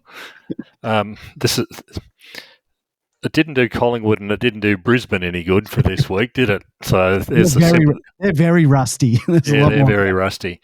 We've got sports scientists, we've got conditioning coaches, we've got every fitness person known to man. Gone are the old days when football started in April and the pre-season started in the middle of March, when a game under the belt has been used, was advantageous because people actually got fit. That's not the case today. So, as I said, it didn't do Collingwood any good, didn't do Brisbane any good. And what I learned from this week, though, was our coaches did learn the learnings from last week. They were so much better managed, the players in particular. The time on ground in hot conditions, they were very hot conditions, was managed far better than what it was in Sydney. I think Beveridge and the Bulldogs can blame all the people all they like. They really stuffed up in that last quarter. Bontempelli played 88% of the game, and except that both him and English came off the ground after about 5 minutes in the last quarter, and were off for about 10 minutes. Melbourne kicked 6 goals in the last quarter. We had already taken Max off. He'd had a break, came back on when English and Bontempelli were off the field. We brought Gawn and Oliver back on, and guess what happened? The management of the players in those conditions was far, far better this week. The other thing was the selection of the players. We had the right players in the right structures, and this was very important, that we didn't have last week. So the addition of Tom McDonald really showed up. We'll talk about this later on, how important someone is in a zone defence system who understands how to play a zone defence system. So he really stood out. Ben Brown, again up forward, was the right person in the right structures. I can't remember the last time, it's probably the last 2 years, where we've had small forwards kicking so many goals, and it's because Ben Brown was there competing, not only kicking goals himself, but creating the opportunities for the people like the Chandlers, people like Cosy Pickett, people like Neil Bullen. The ball was hitting the ground and we had the smalls getting it. Almost the last 2 years, it's been JVR and Fredder up forward, trying to do it all on their own. Just the addition of that one additional player has just filled the structures so much better than what we've experienced in the last 2 years, certainly. But the other factor, one sec, I noticed you didn't use the term "bring the ball to ground." That's well, the other big factor, though, in bringing Chandler and Cozzy and others into crumming, and even JVR got one of his goals from a nice crumb from a pack, was the method that we were using meant that the time in forward half, if you get that closer to 50-50, that's what we talked a fair bit about last year. When you're getting 60% of the time in forward half, you're almost, a big chunk of that time, there's 20, 30 players inside the forward 50. And so there's just crazy congestion. It makes it very hard for the crummers. But when you're moving it fast off half-back flank, when you're making a concerted effort to stretch the ground and make it hard for the opposition zone defence to flood back or get set, you're going into a uncrowded or less crowded forward line, and then there's more space for those small forwards to go to work. And I thought that was really noticeable. And interestingly, I think that was a factor in why players like Waitman, conversely struggled to take advantage of their time in forward half, because so often they were going into a crowded, that when they were 60% at three quarters into the game, time in forward half, they had the same problem we often did last year, which is their forward line was packed with players. So, not much space to mark and not much space for the small forwards to go to work. So, really interesting from that perspective in terms of how different it was from a sort of 23 Melbourne look. About our slow starts, in reference to another poster's comments about sloppy disposal early in the game, Monocular says, if you're referring to the first few minutes, there was actually very little sloppy disposal early in the game by the time Footscray had put 2 goals 1 on the board, because at that stage we had exactly 1 handball and 0 kicks. Couldn't believe it could happen. Almost looked like our famous bang, bang, bang. My MFC SS kicked in hard, but fortunately we finally switched on and had a fantastic win. How can a team with a gun ruck and gun midfield allow 2 goals won before our first kick? Were they just enjoying the glorious sunshine? B-Man, were you worried in the early stages of the match when the Bulldogs had amassed 19 disposals to our 1 disposal and had booted 2 goals? No, not really. I mean, it happens, doesn't it? Team gets momentum. I mean, that's probably a statistical outlier, 19-1. But no, I mean, what I felt really was that first mark by Norton, who was tracking him. Mayett was on him at that stage, and he floated in. And with 3, my concern coming in was I was actually happy with the selections. I thought they were good selections. I thought Hall was a really good selection, a no-brainer. Happy for Tomo as well. For T-Mac to come in. We'll talk about that later. But my one concern with that is 3 new defenders. Might take a little while to get the synergy right, but it speaks to the strength of the defensive system that Goodwin's created, that you could have, almost half of your defensive unit change and still know, that was my only thought. So that happens all the time. I mean, it happens all the time where one team gets a run on. I actually thought it was great. We balanced up. Sometimes some goals are worth more than others, and Viney's goal was worth its weight in gold because it's really the net. I was worried if they get, in fact, I said it at the ground to my mate, if they get the next goal, suddenly you get to that funny 3-goal margin, and it can be difficult to claw that back. So it was worth its weight in gold, that kick from Viney, who I said to my mate that at the footy was his kicking has improved probably more than any other player I can recall at Demons in terms of the depth of his kicking, and that's on the back of 2 pre-seasons where he's finally been able to train in footy boots and has had 2 full pre-seasons, but his kicking has been terrific. So no, the answer is I wasn't particularly worried. I would have been worried if after 5 more minutes it was 38-2 or something in possessions, but... on the King Clary's return, return to form. He hasn't really gone anywhere. Dad did play in finals last year. Bigfoot says, welcome back to the MCG, King Clary. How good was that standing ovation that he received? I legit had tears welling in my eyes. Love that he did the team thing and passed the ball off, but I so wanted him to have a ping at goal. It would have brought the stands down. Loved Clary. The Ox adds, no question here, just saying that there was a lot hanging on the game, a lot of built-up emotion, hope and expectation. As a club, we really had to come out and make a statement, and I think we did. And Oliver's standing ovation and the emotion that went with it really says everything about what supporters and the club have been through in this last period of time. Thanks. 3183D has left a voicemail on a number of topics, of which we're going to cover tonight anyway, but here at the end of what he has to say is some thoughts on Clary, what we're currently talking about. Hi, Demon Landers. It's 3183D here, calling from the Badlands of Balaclava. Just got back from the game against the Doggies. Just wanted to leave a few thoughts on that. I thought it was a really good game across the board. Distribution was a lot better than last year. I know it's just a small sample size, but it was markedly different. I thought T-Mac and Big Benny Brown exceeded expectations. I wasn't sure at all about them when I saw their names on the team list, but they both performed much better than I expected and really added a lot of value to the team forward and back. I thought Billings and Cozzy were very, very good. Cozzy with some great pressure, and Billings actually with some good tackle pressure and some really nice forward 50 entries. Max was a colossus this week. I heard someone near me was saying that he was actually ill last week in Sydney. I'm not sure if that was true or not, but he was fantastic. And then lastly, Clary was absolutely immense. Really, I felt like he played a lot more defensively, a lot more back this week, more than last year, from what I could tell. And he was really fantastic getting stuck in there.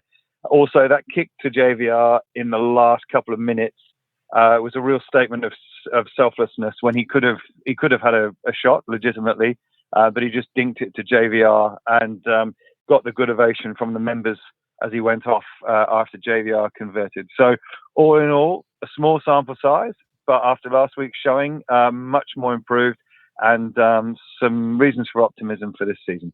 Thanks, boys. Keep up the great work. Speak soon. Bye. So, two pieces of Clary play that stuck out for me. The first was in the second quarter when Clary was in a head-on, one-on-one contest, and he just got there first, collected the ball, made body contact with his opponent, importantly kept his feet, and he got the ball out, as only Clary can do, to Nibbler, who dribbled the ball through for a goal, an excellent goal. That was He looks a bit bigger, I reckon, than he did sort of this time last year. And I think he used every one of those extra kilos in that bump because it was a fantastic bit of play. The best bit was the keeping the feet, because some players would have gone to ground. The second play that stuck out for me was the play just before he went off the ground to a resounding standing ovation. Clary was absolutely in his rights to have a pinger goal, especially at that late stage of the game. No one would have begrudged him. He could have sprayed it out on the full and no one would have batted an eyelid. If he nails it, it absolutely would have brought the house down, but he did the unselfish thing, the team thing, and pinpoints the pass to JVR for his third goal for the match. I bloody love the guy. 35 disposals, 8 score involvements, 7 inside 50s, 6 clearances, 5 marks, 589 metres gains. The 4-time Bluey winner, King Clary, has returned. George, did you get a little bit emotional when Clary came off the ground, and what did you think of his game overall? Second 30-plus possession disposals game. You've got to admire that in any case for someone who's been on the sidelines for quite a while. I think there are a couple of things to look at in there's not just how brutal he was, particularly that bump where he pushed the Dogs player off before he delivered it to Nibbler. That's what we all admire as fans. But what really impressed me was the second one with the kick to JVR. We spoke about it last week. We suspect that there are certain KPIs he has to meet, certain instructions he has to follow, certain orders that the team expects him to do that he has to. And I think that was an example of one of them. That in that circumstance, I think Clary would have taken the kick for goal. But no, we want you to be playing in a certain way, in a certain style. And that's exactly what he did. And look at the response when he came off the ground. The other interesting little snippet was if you have a look at the video on the club site where Billings is being interviewed after the match, Clary's in the background. And there's young kids coming up to him and asking for autographs and things like that. I don't know that he would have done that so much in the past. He just looked like someone who's completely changed his focus, which is perhaps what we've all been looking for. But I'd invite you to go and have a look at that. You know, he's taken the time out to bend down, talk to these kids, sign their autographs for them, take photos with fans. It's all about engagement. Again, I've heard he's always been very. He's good always been great with kids. That thing, yeah. But it is fantastic to see. Yeah. And I reckon he has always been great with kids. And I reckon part of that is because kids don't judge him. I'm still a bit undecided about the post-match interview. What was with Sarah Jones on the ground. What was really interesting was Max looked irritated and he wanted to get off. And I've heard him say, look, I just don't, it's enough talk about Clary now. I thought they made a mistake playing Clary last week, and I said as much on the podcast. But one of the positives of playing him is that, I mean, he had a pretty good game. So, from that perspective, I think that they made the right call in hindsight, but I was critical at the time. But is that they got away, some of that noise away at least, and this was his second game. But, that I think that he's got a long way to go. The sort of discussion that he had on the ground, he's really open and honest young man in some respects. But I really admire Max. I think Max, this could be the making of the team in some, a lot of positives could come out of this situation. One of which is just the pure leadership of Max Gawn. I mean, he put Clary up. He's about to have a baby, and he's got Clary staying with him over the preseason, and then he's sort of like his big brother on the ground, protecting him. And the other thing about that kick to JVR was, it would have been a team rule. They would have been working on that all summer. If you've got someone lead to the pocket, the rule is doesn't matter whether you think you can kick the goal or you kick it. And he changed his mind, and I reckon he mucked with the person trailing JBR, assumed it was going along and left JBR go forward. His ability to change his mind and then sort of put up that kick just showed how skilled he is. There was another one where he changed his mind as well. He's not a left footer, is he? No, he's not. So he was on his left. He was on his left, and he probably could have kicked it on his left, but obviously thought, well, I'm about 40 out, and he didn't. He then passed it off, and I think with his left. But he sort of had that think about it, where I think in previous years he might not have. Yeah. And just on a tactical thing, that comment from 3183 is really interesting. I hadn't really I watched the replay and I hadn't noted his positioning, and he's right though in hindsight. He did play behind the ball a bit, which is perhaps that role that Gus played a lot, where he was that reliable player behind the ball, and which might help explain why his uncontested possession numbers were so high. Yeah, I want the ball in his hand because he makes good decisions, and his peripheral vision is so good, and his footy IQ is so good that he can change his mind mid, like the best players can. Like Windsor looks like he can. He looks like, you can see the quality players, that ability to do different things, and maybe that's a role for him going forward to help us mitigate the loss of Gus. I think the other point that needs to be made is that Goodwin in his post-match interview said something like, Clary's got a way to go yet, and then Clary said the same thing in the post-game interview, that he knows that he's got to win the trust, I think was the words used back, of everybody. So he knows it, the coaches know it, they recognise it, that's the important thing, and if he's doing all the right things, that's great. We'll get to see the best of him yet again. And I think that's, again, it's like a cliche, but it's about him as a person, not him as a footballer. And if it comes out of it and he's in a better space and he's sort of made he's grown as a person, then what a massive win for everyone. I thought you're spot on, George. That comment, in fact, was one of the most revealing comments. Sarah Jones asked about the game, about, well, is this, have you got the support of your teammates back? And he was adamant. He said straight away, no, not yet. One performance doesn't undo the things. So I thought that was a really mature response from Clary. And leaving aside that stuff, one of the amazing things about yesterday really was who were our best players? Maxi, Maisie, Oliver and Track. I mean, and Billings. You'd throw Billings in as well, your top 5 players. So that's fantastic that our best players stood up when needed. On T-Mac and Hoare in defence, Lazy says, thought aside from a few curly moments, T-Mac was exceptional in his original position down back. Do you think that he was starting to get a bit stale up forward and that maybe a fresh change was needed? We see key position players reinvent themselves often like this. Mandy Lorian adds, T-Mac and Hoare were great inclusions. Everyone is worried about T-Mac's disposal, but with the exception of one howler, which he should have just hoofed it, I thought his disposal was pinpoint. He knows when to spoil, and he has a great pair of hands, and he knows when to clunk it. I reckon he's a better option than Tomlinson, who I thought was still stiff to be dropped, or was a very adequate replacement for Bowie and was solid. How did you guys think the backline functioned, given that we had made 2 changes to players who hadn't played a lot of footy in the backline over the last few years? Jano2 adds, just wondering what the panel's thought of Marty Hoare's return to senior footy. I thought he fitted in beautifully and complemented our backline. Hopefully he will have an injury-free season and cement his spot. Thanks for the excellent podcast. So, George, your thoughts on the games of T-Mac and Hoare in defence? Apologies to Bowie for a start, because I think this was the best team defence from the back 6 that I have seen in this game.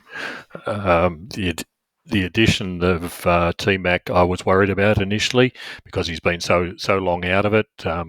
Everybody from a couple of years ago who remembers when he last played in the back line always had the heart in the mouth whenever he was kicking.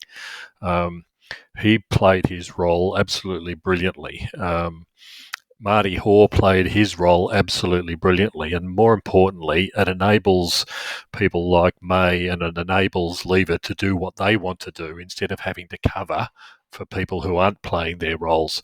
T-Mac's big body was absolutely essential in a couple of circumstances because the Bulldogs forward line is pretty impressive.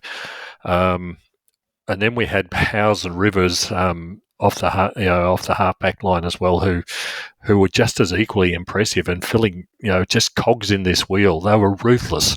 Binman's talked about the number of times it went inside 50, the number of times it went inside 50 and went straight out again, because we had the right people in the right time, in the right circumstances, every single time it went in there. We were rarely caught out.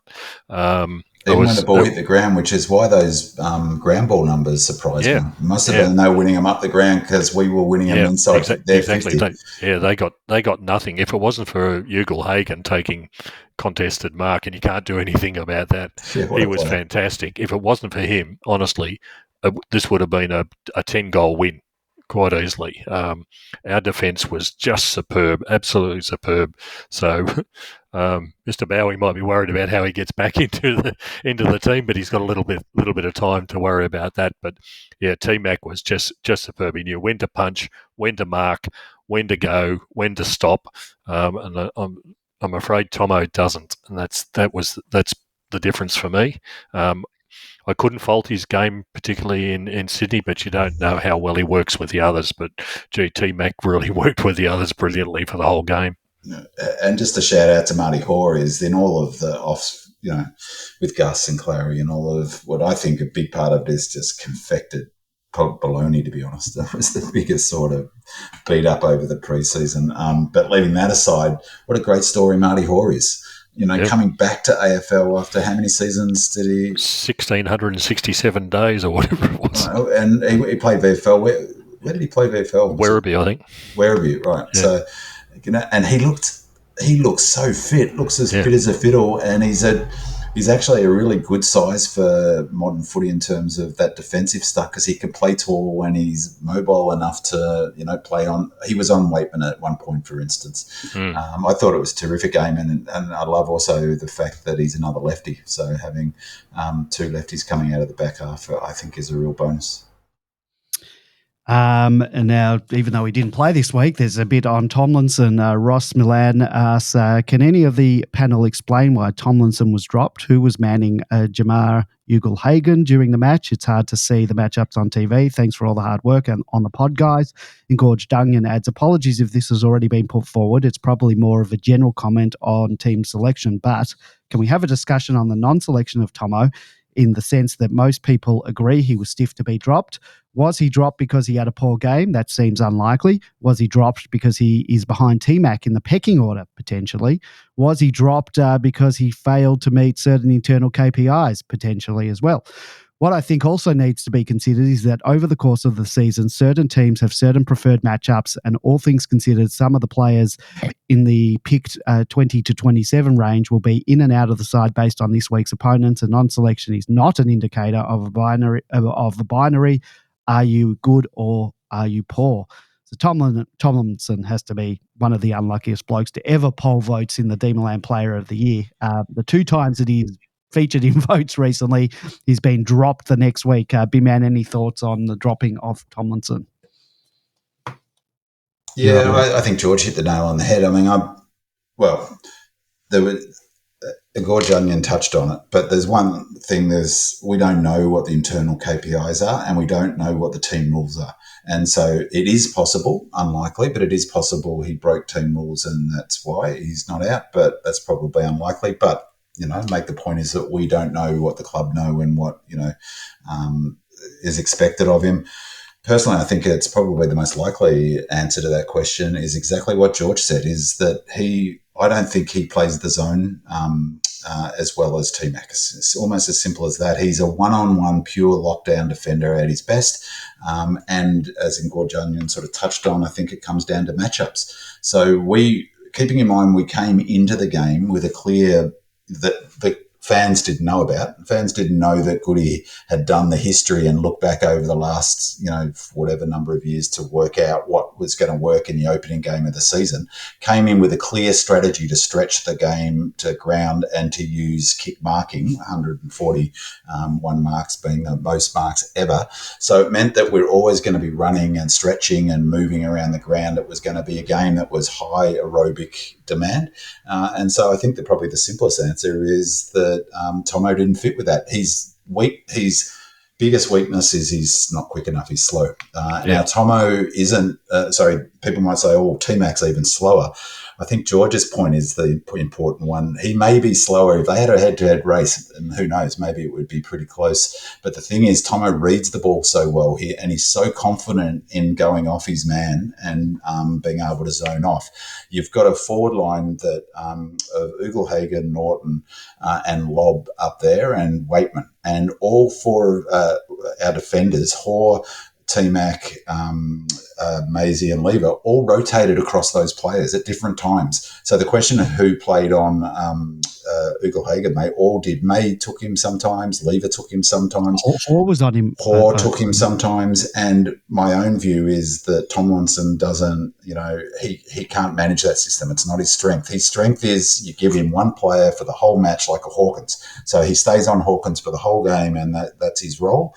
I don't think he's got the sort of defensive skill set. Like it's a real skill set to do what Tomo. You need a level of confidence to leave your man and, be confident that you're, that someone else is going to come across and cover that. And I think, that would be my guess as to why. I think it's a horses for courses. I think there'll be matches where they'll bring Tomlinson in. The challenge is man management. Clearly, like all of the elite level footballers, he's an alpha player who wants to be playing senior footy. It's going to be really hard, but to be, not to be sort of hard-nosed about this, but he's signed a new contract. He knows what the deal is. They would have communicated it to him. He probably has a good sense of his strengths and weaknesses. And I think that just in such a fluid, dynamic defensive half, as George said, it was movement. Like part of this new way of playing is the ball was in motion all the time. You've got to be thinking. You've got to be prepared to know when to zone off, know when not to zone off. And I don't think that sort of model suits Tomo's skill set. The other thing that I think Tomo has a failing with is he's very slow to move the ball on. He can intercept quite successfully, but he takes too long for the current model to be able to move the ball on. We need quick movement out of the back line really quickly because that's your attack. That's where your attacks are starting from these days. So, particularly on a day like yesterday, George, where it was so clearly evident that's what they were trying to do, is to get it moving at all times. And if he's looking left and looking right and trying to pick the right, no, you've just got to go. Yeah. And I was surprised by T-Mac because in the past, I wouldn't have thought he was that sort of player, but he certainly did in this game.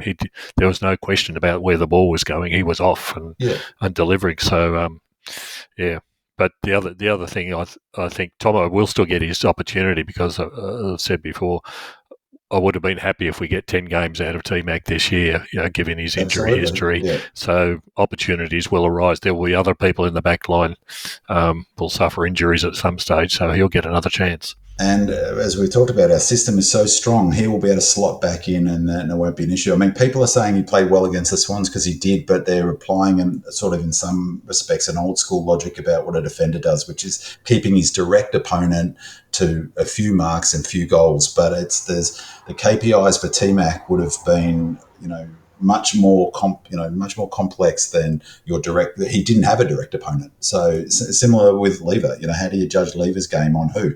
Waitman didn't kick a goal. Who gets credit for? Or maybe got one, but who gets credit for keeping Waitman quiet when multiple players played on him? On Billings, Howes and Windsor, Master Chief says, I was recommended this podcast by a work colleague early last year. Big shout out to Mad Dog Matty.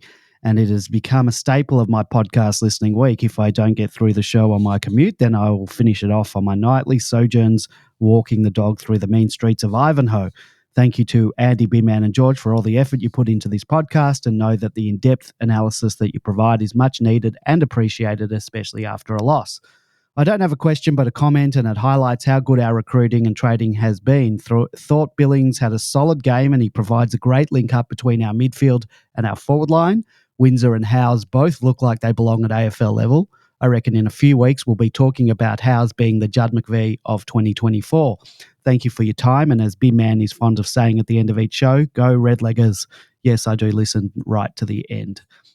Pitmaster adds, who was the last demon who could regularly deliver the sort of pass Billings used on the northern wing to set up track for a shot at goal in the third term? My nomination is Trapper. And let's hear what you think of House's 2 games. He seems to have fitted in seamlessly to the defensive group, who were collectively very strong. Oh My D's got a question in late, but he adds, understand it's late, but I'm sure it'll be mentioned on the pod anyway, but take a bow, Jack Billings. If he can keep his body right, he'll be one of the recruits of the season. His second game in the red and blue against Footscray, everyone's calling it Footscray, was very impressive with 23 disposals, 15 marks, 20 kicks, 10 score involvements, 21 pressure acts, as been mentioned earlier, and 1 goal. Well, a couple of players were playing their first game on the G, and even for Billings, if you guys were to guess, I have it here, how many matches do you think Billings has played on the MCG? 7. Oh, George? Yeah, I really wouldn't know. He's played so few games in the last 2 years in any case. So, yeah, 10. 10. Well, you were the closest without going over. That's the Price is Right rules. 15 matches on the G in his 157-game career. So that was his 15th. I thought Billings was excellent, and just what we needed is the link up between the backs and the forwards. 15 marks, all uncontested, which means that he was out on his own a lot. And I expect the teams might mind him a little bit more closely in the coming weeks if he continues to become a problem for oppositions as we transition from turnovers. Howes, with his 16 possessions at 88% disposal efficiency, continues to impress, and he may well become the Judd McVie of this season. And Windsor, too, continues to show why we drafted him so high. The rundown tackle, which stopped a certain score, if not a goal, was fantastic. And acts like those are real team lifters. So, George, your thoughts on all 3, starting with Billings? Yeah, can't add too much more than what we've already said. Billings was fantastic. I think we're using him remarkably differently from what the Saints used him. I think he was more of a small forward type, goal kicking when he was at the Saints. In this game, again, I think what he brought to the game was an addition to the structure that in the absence of Hunter, we've got a second gamer in Windsor playing on the other wing. We've got a rotation available for people like Langdon, and for Windsor, he certainly needs a break at some stage. So there was almost a constant rotation between those 3 on both sides of the ground. I could never work out who was actually on what wing and who wasn't on what side of the ground and things like that during the game. But he was a great link, and I think we're going to see not just a good recruitment from that perspective, but just to be able to utilise him in a different way and a more effective way, as we saw, than what the Saints ever used him. So that'll do a great deal for his confidence. I think he was really shattered after, from the injury aspect, and then being dumped so many times at the Saints.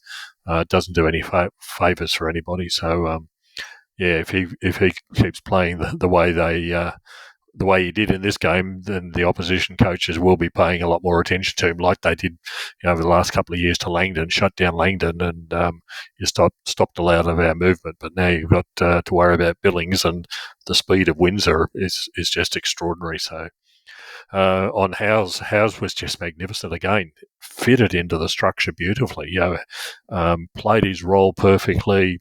Went when he needed to go. Marked when he needed to mark. Makes good decisions. And for a kid effectively, basically in his second game as well, it was superb. So very, very, very promising that you can come in and fit into that sort of defensive structure. And having lost Hibbert, we might have found a couple of near replacements in Hoare and House to to pick up that role. So, we haven't lost anything in the defence.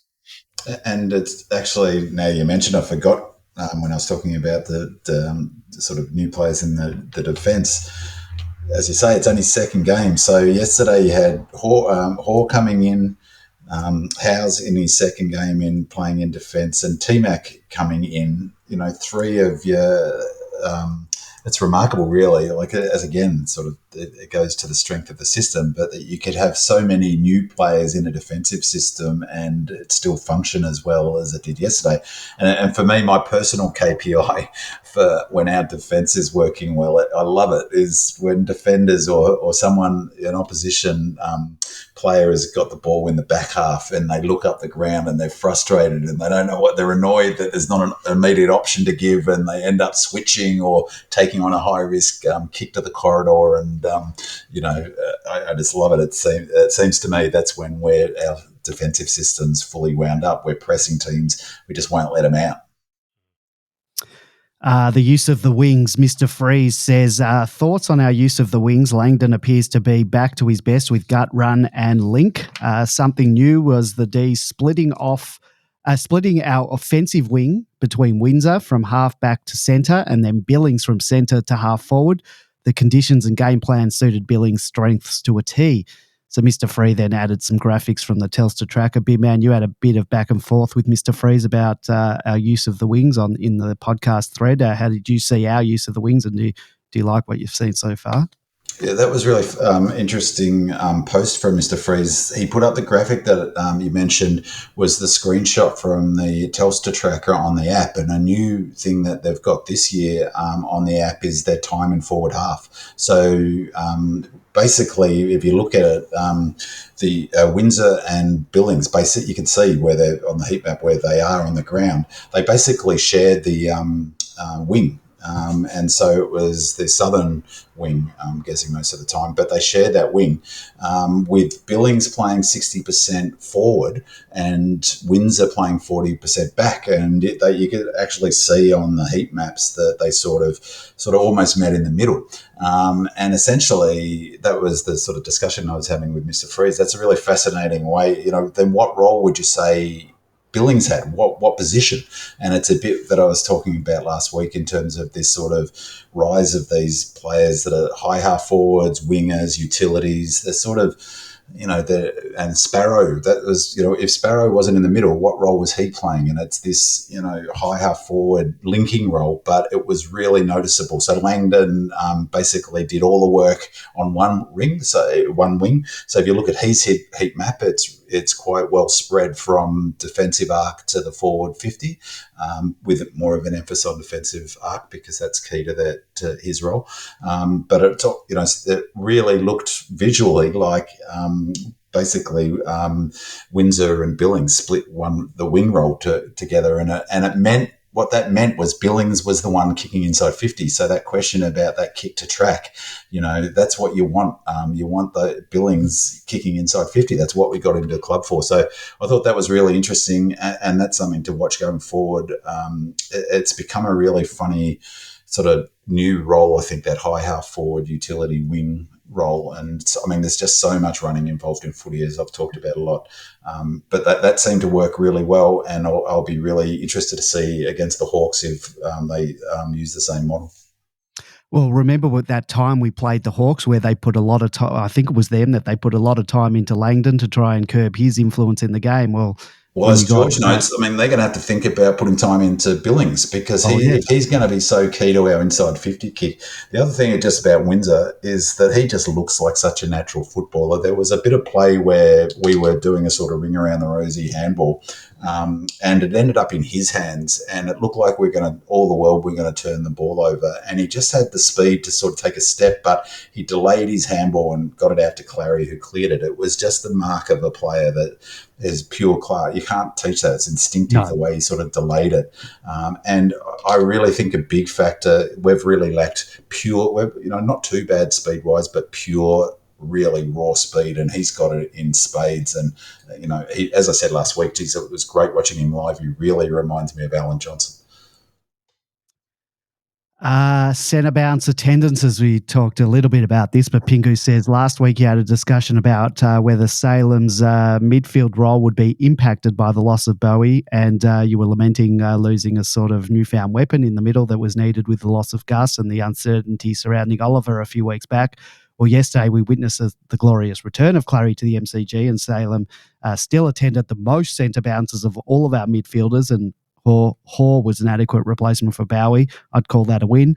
Thanks to Demonlander at DKnox for these stats. Max obviously attended the most centre bounces with 25, followed by Salem with 22, Oliver 20, Viney 20, Track 18, Pickett 7, and JVR 4. An addendum, were you happy with Cozzy Pickett's 7 centre bounce attendances? Is that enough, or do you want more? So, George, last week we were indeed worried that the injury to Bowie would see the necessity of Salem returning to half-back, but fortunately the injection of Hoare to effectively replace Bowie allowed Salem to remain in the middle.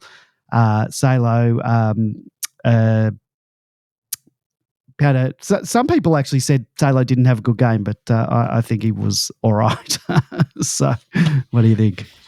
Yeah, look, Salo's going to stay in the middle for the whole season, so people can forget about him going back to the half-back line.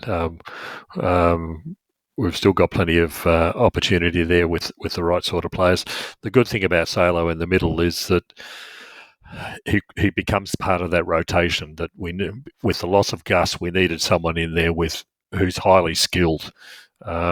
And that's what he brings to the middle. He does so many things in the game where he gets 0 stats for. You know, he's just that touch of the ball that gets to someone that knockout, that push of the player to open the opportunities. He just does. He's just such a smart footballer. He's clever, isn't he? Yeah, he's really, really clever. He set up a goal, George, but exactly what you mean is. It was in the last quarter when we were sort of running over the top of the ground, but he sort of stood up and kicked it with his foot like a soccer kick forward, and it was just so clever. There's no way he could have bent down to pick it up. He needed to get it out and found a way to do it. And kick it to one of our players. Yeah, he's just a really smart player, and he's just another string to the bow. Similarly for Cozzy, you don't want to burn Cozzy. Because playing in the middle, there's so many big bodies in there. He can certainly take a hit and hand out a hit, but he's playing almost identically to what Cyril Rioli used to do at Hawthorn in their great years. You know, limited shock troop type operations in the middle for, in this case 7 centre bounces.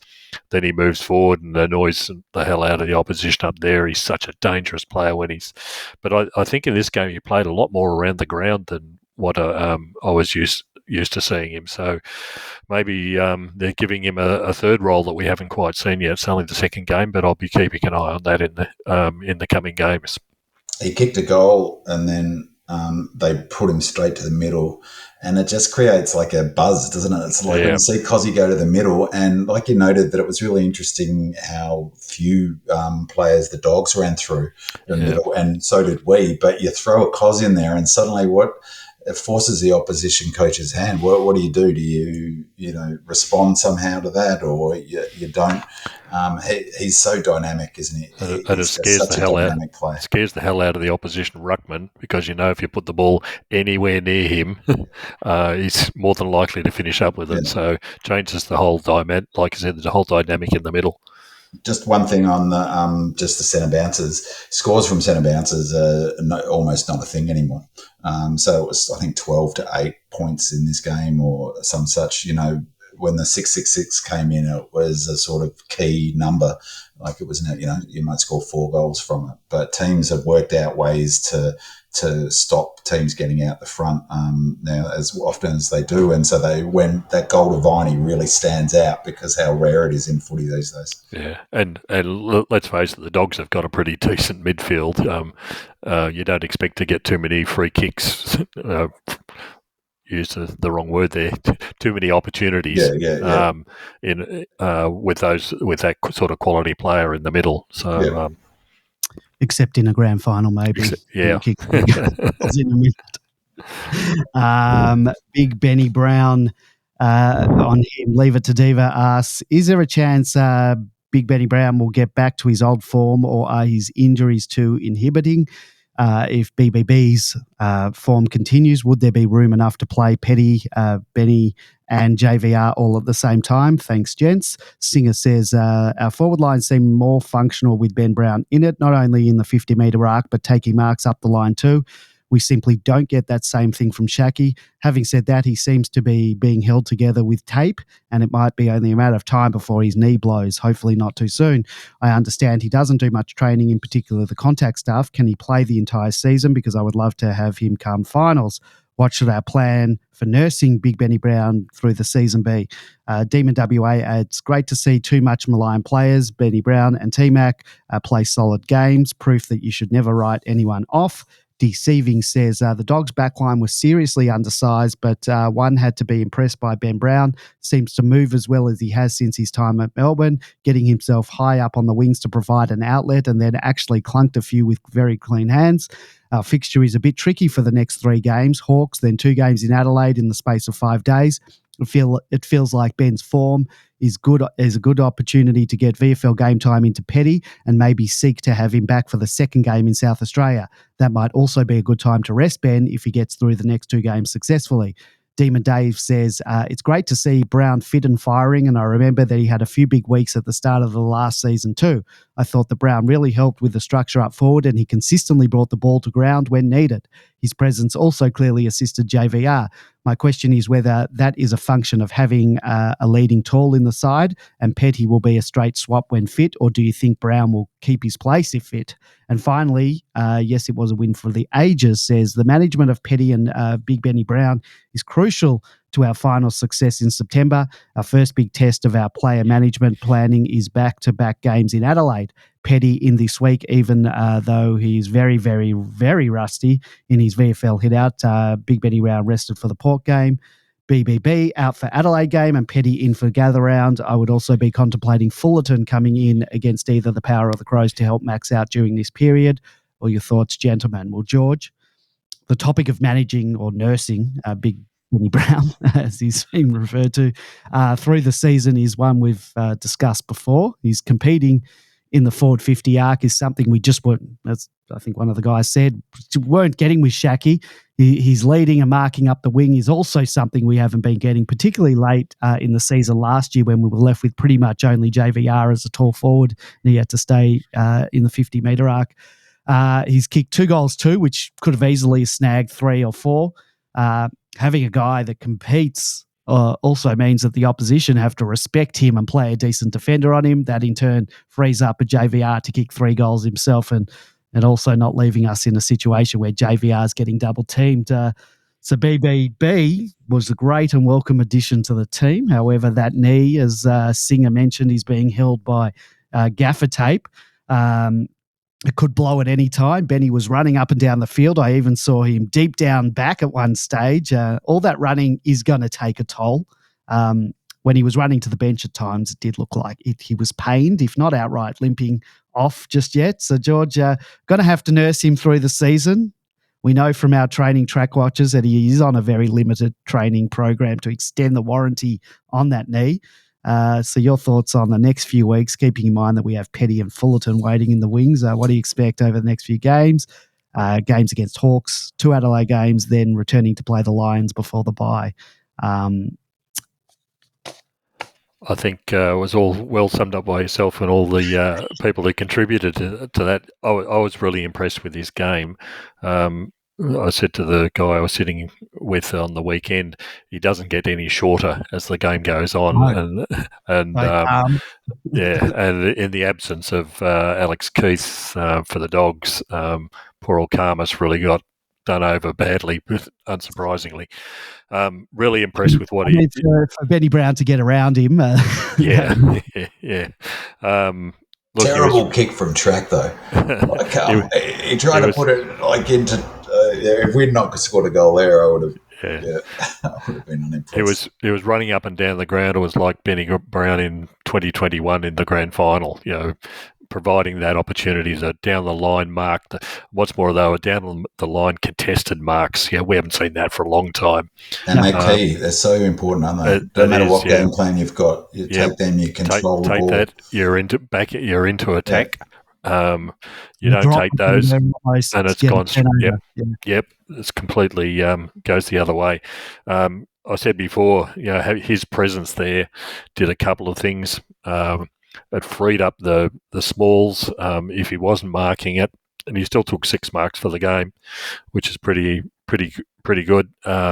All of a sudden, the smalls start to kick goals as well because he does bring the ball to ground. If he can't get there, then he does bring the ball to ground, which is equally as critical in the front, and it relieves JVR as well. JVR has obviously been anointed as the backup ruck, and he has to go into the middle. Previously, poor old JVR had to play full forward and backup ruck, but with Benny Brown in there, it gives him a break, which is all important. And it's a long, long season for a kid who's still only 20 years of age. So we've got to look after JVR. As to the medical condition, I think I said I'd be happy if we get 10 games out of him for the season. He's going to have to be managed. They're already managing his training loads. From what I understand, he's been bone on bone in the knee for quite a while. So he can't really play multiple games in a row. So what I suspect will happen is that he probably will play this week, again to take full advantage of the desperation that the Hawks will have, because Sicily apparently, unless he's successful in his appeal, won't be playing. So Benny doesn't get any shorter again, and their only other backman's Hardwick. Can't remember the other ones. But he's someone who could really exploit them this coming week. We then go to Adelaide, and I think I think it'll be doubtful that we'll see Petty. 5 days later, we play that game. Adelaide, yeah. Adelaide's the danger one. You don't want to be playing in Adelaide 5 days later when you've got a dodgy knee and you played 2 in a row already. Again, the previous week against Port at home at home, that will be. It's always a tough game, that one. So I mean that call to rest him, play him, and then rest him is a good one, I think. Yeah, and I think we'll see a lot of that during the season, and hopefully Petty's back and available for that. He only played 2 quarters from 3. They said 3. Yeah. Did they? Right. Yeah, and who was it? Fullerton? No, our Pickett Casey, a track watcher. Picket fence. Picket fence, yeah, picket fence. He said he hardly touched it. But give him time to get back. It's not unsurprising. The guy's had a long rehabilitation over the summer. Has barely been on the track, so it's not surprising. So give him, I suspect, another week in the VFL just to get fitness up. Not to put one under the belt. It's just to get fitness up in this case because he just hasn't been on the track. Yeah. And Benny Brown will probably get a break, and then we'll see where we take him from there. But he was a big positive to the way we played in this game. And I mean, as you say, you've got to put a tall, decent defender on him. Simple as that. And so you do that. That tall, decent defender can't play on JVR.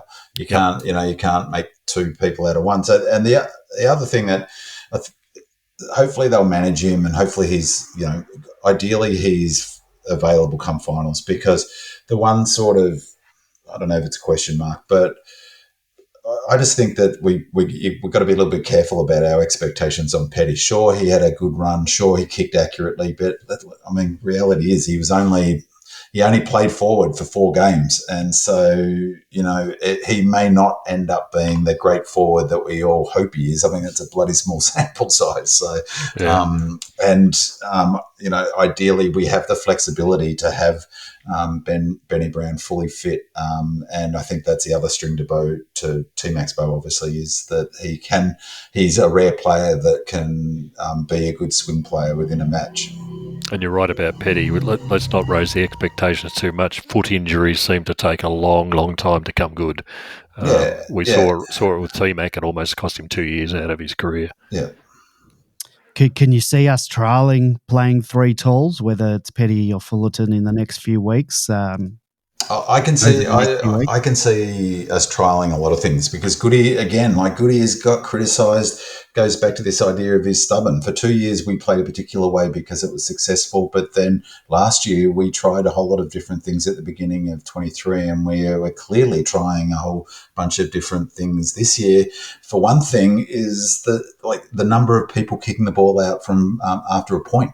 I think there were 4 different players who did it on the weekend, where it was always May, and everyone was complaining about. I still heard someone complaining this week about kicking to the Maxi down the line. Thinking, are you watching? What's going on here? Well, what game are you watching? Because they barely did that at all. And tactically, another interesting thing that they were doing was Maxi, after a point, was running to the mid stage of the ground to be an option for the second kick after the kick in. So they're trialing lots of different things, and so yes, I could see them trial it just to throw a kite up in the air. And so if they do and it doesn't work, I think that fans should sort of go, okay, well, it didn't work, but no, not long term. In terms of, I think that's probably too tall. Following on from whether we play a third tall leads into this question from Deceiving, who says also it doesn't come through in the stats, but I thought JVR was excellent when he went into the ruck, ran at the ball, competed on the ground, and didn't really get shown up by his opponent. Is he our best second ruck option? I'm starting to think that he is. Now, I think that JVR, he didn't lower his colours too much in the ruck. He was asked to go up against Tim English a few times as well when giving Max a chop out and lob. Having said that, I don't like the notion of robbing Peter to pay Paul, as we say, but I'd prefer JVR up forward. But it then plays into the second forward options if it's Ben Brown, Petty or Fullerton. Of those, only Fullerton would be a backup ruck. You're not going to see Benny Brown in the ruck. You're not going to see Petty probably in the ruck. So who's a better second forward option? And then we're back. Can you have 3 tall forwards? And I don't know. What do you think about JVR being the second ruck option? Well, because without Shaki, who that's what he was, and we're probably in agreement that Shaki shouldn't be playing. I think that this season there's going to be a lot of chop and changing. So, the game is going to come around 23. It's like I said, there's 2 seasons now. I think it's really sort of not worth the sort of thinking about all of the different options and think, well, this is going to be the fixed one. I personally would prefer JVR, not ruck so often. He went to 21 ruck contests. He only got 2 ruck outs. He had, hit outs. That's because he's against English and lob. But he gave, the critical thing is, George noted before, has noted many times, but he gave Maxi a chop out. So if Maxi was sick last week, well, he didn't get much of a chop out. JVR, 21 contests. I looked at the numbers before. He only had 7 disposals. And because he kicked goals, you think, well, that's a pretty impressive game. And it is, of course. But as the question sort of intimates, that his value was giving Maxi a chop out, and he's such a competitor. Even if he gets beaten, he's smashing into lob, he's smashing into English. I think comparing Ugle-Hagen, for instance, and JVR, we talked about this last week, but none of those other young ruckmen are doing 20, taking 20 ruck contests like he is. It's remarkable given his age. And so, Fullerton is brought in to play that role, but who knows? I think, they'll look at different options. But at the moment, he's doing that job, and, he looks fit and strong, and in 2-3 years, that could be his point of difference. He could end up being Jackson. The other one that we could use potentially is T-Mac. Yeah. Yep. So, but it'll be chop and change, and depending on who's available, and management of players like Ben Brown and T-Mac about who's in, and but having the players available is the important thing to us as the season progresses. So you're saying we just take it 1 week at a time? That's the phrase we need. Smurf says, I was critical of our small forwards last week, but I thought they played better and contributed more this week. Do you think that had anything to do with Cozzy returning? So yesterday we saw the welcome return of the small forward brigade hitting the scoreboard. Chandler 3, Nibbler 2, Cozzy Pickett 2. You love to see it. George, our Mosquito fleet was on song. 7 goals between them. You can't ask much more than that. I'd put it more down to Ben Brown and the way the structures were back in place that had been missing for so long. Because he adds excitement all around the ground, not just in the forward line. So, I'd put it down to other factors rather than just Cozzy being in there. All right, let's move on. Forward 50 entries. Pitmaster says, the impression I had from being at the G and not yet having seen the replay is that the team is still adapting to a faster, more direct style. Numerous possession chains that looked promising ultimately broke down due to an inability to execute a pace. I would expect this to improve as the season progresses. In other words, exciting times ahead. What are the panel's thoughts on this? We also have a voicemail from our friend of the show, Salty, who talks about a number of things that we've already covered, but wants to know our thoughts on our forward 50 entries. I'll play the clip and then Bimman, you jump in to respond. Hey boys, Salty here. Well, that was a good game to help with the Melbourne Demons SS. Pretty comprehensive, don't you think? The biggest interesting thing for me is, does Petty come straight back in? Who would go out? I was somewhat surprised with T-Mac being picked over Tomo, but happy to eat my words. I thought he was actually pretty good at that today. Still a few issues with entering 50. Need to I know that catch grow lower your eyes, but just missed a few pretty easy targets there and made it harder for ourselves than we need to. We probably could have won with that by 10 goals, but overall a really good game. Interesting hearing your thoughts. Have a good one. Bye. Yeah, I think going back to that question earlier about the concerning parts was I concerned about the Dogs' domination in the beginning of the game? No, it wasn't. But what I was concerned about is that our fumbles in that first period. Track, I seem to be criticising Track a lot, but he fumbled a few times, and also as Salty suggests, we did miss some kicks going forward. There was one Salo missed. I forget who he was passing to, but he missed it by a mile. It's going to happen, isn't it? I mean, even the best kicks, the best kicks in the AFL were 75%, disposal efficiency. That means 25% of the time they miss their targets, and we've got a lot of butchers. But as to that question, about our method in handballing, I think I've talked about before. I think it's exciting to watch, and we're definitely going to be implementing it. It's going to be fascinating this week because Hawthorn have been trialling a model under Mitchell that is quite radical in some respects, and it's very sort of fast movement, trying to get the ball going, it looks like a model that Clarkson, ironically enough, is been copying.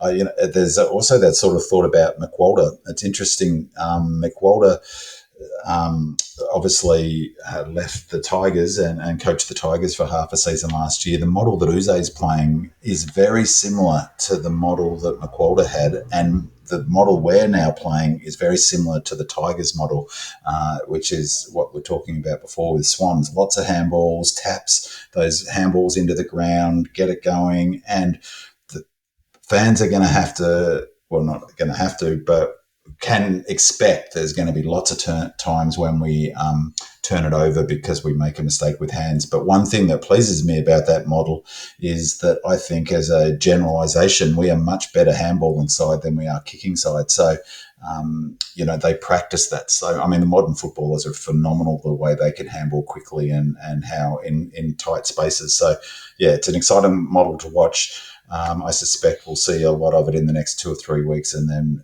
and probably settle down mid-season, and then we'll go back to a more territory game as we approach the finals.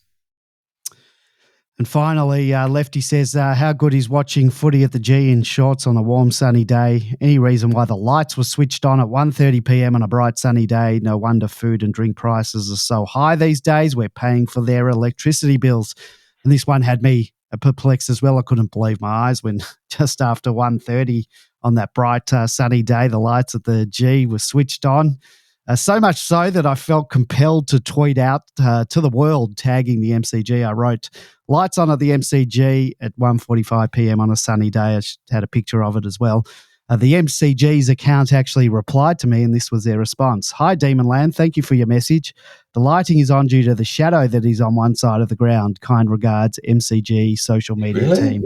What did they do in 1859 with that shadow? You are joking. Can you do me a favour, Andy? If you've got a direct link with the MCC, can you? I went to a music festival for 3 days. Very loud music last weekend. Super, super loud.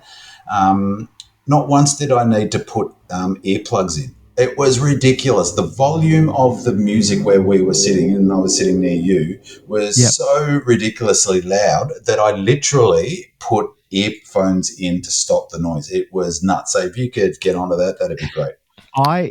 Talking about the PA system at the G, I don't know if it's just I don't have the greatest hearing. Listening to loud music my life has probably made them cactus, but I can't when Robbo's doing the interviews, I can't understand them. Is that just me, or is that just it's too loud? Well, I wish that my ears are ringing from the volume of it. It's ridiculous. It's like I couldn't even speak. I was trying to speak to my friend and literally gave up and said, "It's just sorry." I just wish that they'd listened to the fans, because fans of all clubs are saying, turn the volume down. We don't need all this yelling and screaming. We came to watch the football. I've got over the fact that they play music. That's fine. Play some Led Zeppelin, but you don't need to play it at bloody like a aeroplane going over the top. But back to the lights. What an absolute utter load of cobblers! That there's a shadow on the ground, for goodness sake. It's probably the answer is to everything. It's because of TV. Yeah, but I didn't see any shadow. Anyway, we do have a question about the crowds. We might leave it till next week just to make a comparison between the Hawthorn game. See how many Hawkers fans turn out, because there were bugger all Dogs fans, and it seemed to me there were plenty of D's fans, but we'll hold that discussion over to next week because I want to One thing I will say about it, a lot of the reason is because that people complain about, non-Melbourne people complain TV is because of the TV. It's the cameras are facing the AFL members, which looks like a GWS fan convention. If they, for Melbourne games, switch the cameras to the MCC side and the Olympic stand, it would look, because I can understand people look on TV, they look for a second, or they see the highlights on social media of a Cozzy goal, and they see that there's no one in the crowd. Well, that's because the cameras aren't pointing towards. George sits in the southern stand, so George should move around really quickly over there. And had to move around this week. It was so damned hot.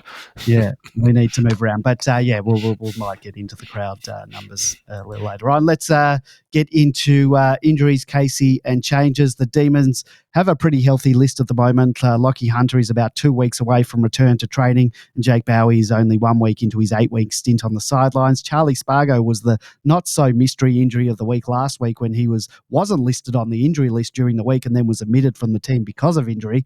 Daniel Turner is still 6 weeks away, and both McAdam and Melksham are still listed as TBC. The good news is that Harry Petty got through the game at Casey on the weekend, playing 3 quarters in the forward line before completing a running program on the sidelines prior to the end of the match. The bad news is that according to our Casey watchers, he did not trouble the stats man all that much, if at all.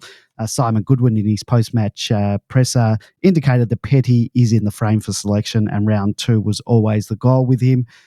Casey faced Coburg, who last year did not win a single game from their 18 matches. The Demons ended up losing to the Lions by 16 points. Only 10 AFL-listed players lined up for Casey, with Colton Tolstrup held over as the emergency for the D's Bulldogs game. Andy Menzies-Wakefield kicked 2 goals off half-back. Tom Fullerton showed some agility in the ruck and kicked a goal early while drifting forward. Bailey Laurie and Kynan Brown played through the midfield, whilst Tomlinson, Matt Jefferson and Jed Adams played in defence. So that's interesting that they're playing Matt Jefferson in defence. They have the last 2 games, and I imagine it's a similar situation to in 2018 when Bailey Fritsch was played off the half-pack. Perhaps they're teaching him some defensive skills. Well, I hope that is, because if they're turning a forward into a defender, then I don't know what's going on there. Josh Shackey kicked 3 goals, booting 2 from the goal square after finding himself clear on multiple occasions, and that seems to be his MO. Royal Demon says, reports from Casey on the weekend had Petty not getting much of the footy. Would you be rushing him back this week or let him find some form of fitness at Casey for another week? George, followed by Biman, what are your changes for the side to take on the Hawks at the MCG on Saturday? No changes for me. I think Petty needs just a little bit more time, and we also need to start the rotations with Ben Brown as well. We don't want to bring in one just to give Ben a break unless it's absolutely necessary. We don't know all the medical ins and outs. But how he pulls up. Yeah, exactly. Yeah, so I would be not surprised to see Fullerton come in if that was the case. I would not be surprised to see Fullerton come in with still Petty another week away. But anyhow, it's against the Hawks. We're lucky this week. Like I said, Sicily's up before the tribunal or the appeals board to try and get out of the kicking charge. I don't know that he's going to go very far with that. But he won't be available. That leaves Hardwick and who else is down there? Sam Frost, of course, is down there as one of the defenders. We all know about him. We should smash them all around the ground. I watched the Hawthorn Essendon game. It was horrible to watch. Two unskilled bottom. Sorry. You want to get into the preview of that now? Or? Oh yeah, we're halfway there, aren't we? So we're still in changes at the moment. Okay. See if B-Man's got some changes quickly. Yeah, no changes. No changes. Yeah, the Hawks are without Sicily down back. He's their general down back, so they'll dramatically miss them. Hawthorn Essendon was horrible to watch. Neither team's going to trouble anybody too much this year. The Hawks got absolutely smashed in scores from stoppages, which will be one for Binman to keep an eye on in statistics for next week. Reed's their only ruckman. Just on scores from stoppages, talk about getting smashed and saying that no longer is the number. 35 points they got. They were down 35 against Bombers of all teams. Yeah, exactly.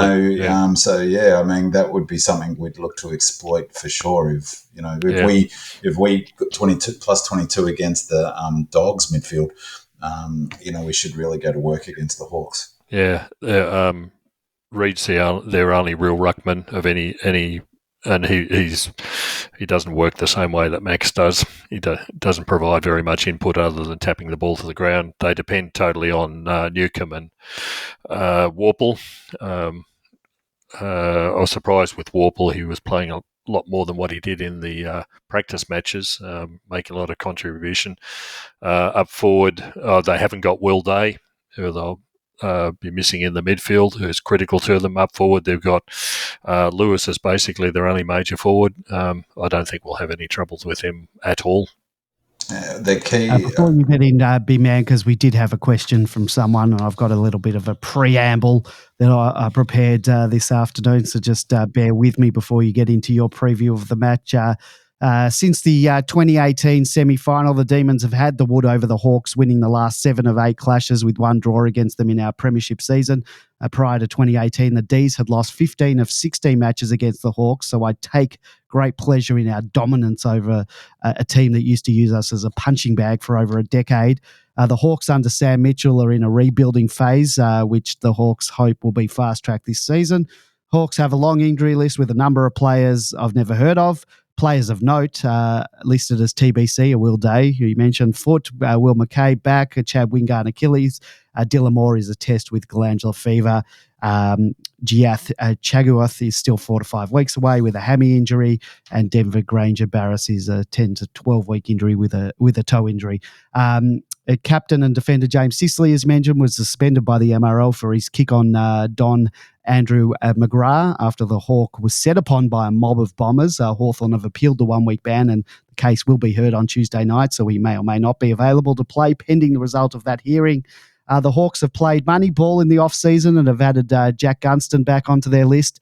The 32-year-old joins Jack Ginnivan from Collingwood, Mabby Ochol, Gold Coast/Richmond, and Massimo D'Ambrosia from Essendon in their round-one clash against the Bombers, which they ultimately lost by 24 points. Kiwi Demon says, I'm looking forward to another Monster podcast this week as my only link to credible information about the club that I love. Thanks for all your hard work, guys. Demon Land, the match previews and reports, the training intel and the podcast is so invaluable. You can't imagine how much it is appreciated by those who are bereft of any news, info and banter in our daily lives. Living across the ditch, I only get to the footy info that I actively seek out, which is mostly via Demonland and some social media. As a result, I know next to nothing about the current Hawthorn crop, particularly since they have thankfully been largely irrelevant since we knocked them out of the finals in 2018. I know they have an exciting crop of young midfielders and have been ravaged by injuries in the early part of the preseason and may have their captain and best defender in Sicily out this week. Other than that, I know squat about our opponent in the coming week. Can you shed some light on what we can expect this week and who will likely trouble us? We've heard from George. Big man, take it away. I think George nailed it, and I was really interested to see that stoppages. That's a smashing 35 points in. I mean, Essendon's midfield's okay, but really 35 points is a lot. It's Hawthorn are really interesting because of the method that Mitchell's trying to implement, which is a very attacking method. And he's taken the approach in some ways that I guess is probably not the normal approach. The normal approach is to get your defence right and then build out from there. Mitchell's gone the opposite. He's tried to build attack and gone from there. And I have to say it's exciting to watch and everyone likes it, but I think it's got a flaw at the heart of it, because if you can't, I mean, Melbourne fans, when we were going through our bleak periods, when we couldn't stop opposition scoring when we were in our rebuild phase, it was so dispiriting. And defensively, they're all over the shop, and partly it takes years. Goody started building our defensive system in 2016 when he was assistant coach to Roos. He was in charge of our defensive system. So, that's 7-8 years of refining the system to get it where it is now, where you can have 3-4 players come into it and it look exactly the same. Hawthorn don't look like they've even begun that process, George, do they, in terms of, then you've got Frost playing Frost ball. You've got, so key to the way that Mitchell wants to play is fast ball movement and using the width of the ground, lots of runners. And is it Josh Waddell? Waddell is really key, very really fast. important to the way they play. He plays a similar sort of role or a similar importance to the way they transition that Blakely does for the Swans. They like to get into his hands and let him run and take territory. All teams are wanting to get forward. All teams are wanting to get territory now. As George said, the switch is dead because it's the anti-territory. Of course, it will happen sometimes, and sometimes you want to rest momentum and stop just stop the game dead. But they like to get it forward. I think defensively they're going to really struggle with our attacking method. So because we're doing the same thing, the challenge for the Hawks will be stopping us. We won't have a problem stopping them. We're well and truly used to stopping the teams now moving fast off the halfback flank. We can compete with the Pies of the world. So, bring it, Hawks, in terms of that running. So I expect a really open running game. I don't think we'll use the kick mark as much as we did against the Swans, but it still might be a bit of a feature of the way we play. Hopefully it'll be dry. I think that defensive problem the Hawks has got is really the key reason why we've had the wood over them in recent times, and I fully expect that to happen again. And I could see, the other big thing for Hawthorn watching that game, it was a pretty rubbish game, wasn't it, George? But the big worry I would have if I was a Hawks fan is that, again, they looked gassed in the last quarter and the Bombers ran over the top of them. I thought the Hawks were going to win that game just because they seemed to be moving the ball better, but they ran out of gas, and those contested, they were like +8 or something at halfway through the third quarter. They ended up for contested possessions, they ended up being -7 down. So in that last quarter and a bit, there was a 15 contested possession swing, which suggests that they ran out of legs a bit. And so we've got a 6-day break. That's the only probably negative of this. But I expect that the Hawks will struggle to score against us, and we won't struggle to score against them. You put those two things together, and I'm predicting a 20 to 30, maybe 40-point win. We need to get off to a reasonable start with them as well because they're so young. You don't don't give them a sniff. Don't give them the sniff in the first place. When they're enthusiastic and running, they look fantastic. But like in the Essendon game, they'll just run it. They will run out of steam. Yeah, and ideally, Frida will get a goal early, get his confidence up, and we'll take our chances and take the wind out of the Hawks' sails. Is that another mixed metaphor, George? The good news is for you, Big Man, it will be a dry day. No chance for precipitation at this stage. 21 degrees at the ball bet with the ball is perfect down. Humidity. By the end of the game, it will be about 19 degrees. Humidity at 4. What are we playing? 4:35 will be 54%. Perfect. But it is. As what are they going to do about the shadow? It'll go. Well, there could be lots of shadows and lights might be on at the ball up. If it was on at 1:30, you would imagine the lights are going to be on at about 9 a.m. On a day that's not as bright. Perfect football weather. Yeah. Top of the Ponsford next week it's a make-up round 2 for members. It is. It certainly is. I think we're going to leave it there for tonight. 2.5 hours plus. Back to our best. There you go. We'll be back next week. If you want to listen to the show live, then please head on over to demonland.com on Monday night at 8:30 p.m. Thank you to our 5-star reviewer on Apple Podcasts. Thank you to Helena from Finland. Thank you to our commenters on Facebook, Andrew L. and Vic from Bentley East. Thank you to our voicemailers, 3183D and Salty. Thank you to our callers, Enzo, Noah and Damo. Your questions and comments are an integral part of the show, so thank you to our Demonland posters who submitted questions and comments. Thank you to What Say What, D Old Fart, Binocular, Bigfoot, The Ox, Lazy, Mandy Lorian, Jane02, Ross Millen, Engorged Onion, Master Chief, Pitmaster, Oh My D's, Mr. Freeze, Pingo Damo, Leave It to Diva, Singer, Demon WA, Deceiving, Demon Dave, yes, it was a win for the ages, Smurf, Lefty, Red Jacket, Katrina, D's Fan, Denox, Royal Demon, Kiwi Demon, and Kev Martin, who did post a great question about our depth, but I've put a pin in that discussion for now, and I think we'll take a look at that after our first bye when we've played a few more games and had some more data from Casey, so just stay tuned for that. Thank you to my co-hosts, George and Bimman, and thank you to you, our loyal listeners. Don't forget to leave us a 5-star review and a comment on Apple Podcasts or wherever you get your podcast from. We'll read it out on the show. See you next week. Go Demons. Go Red Leggers.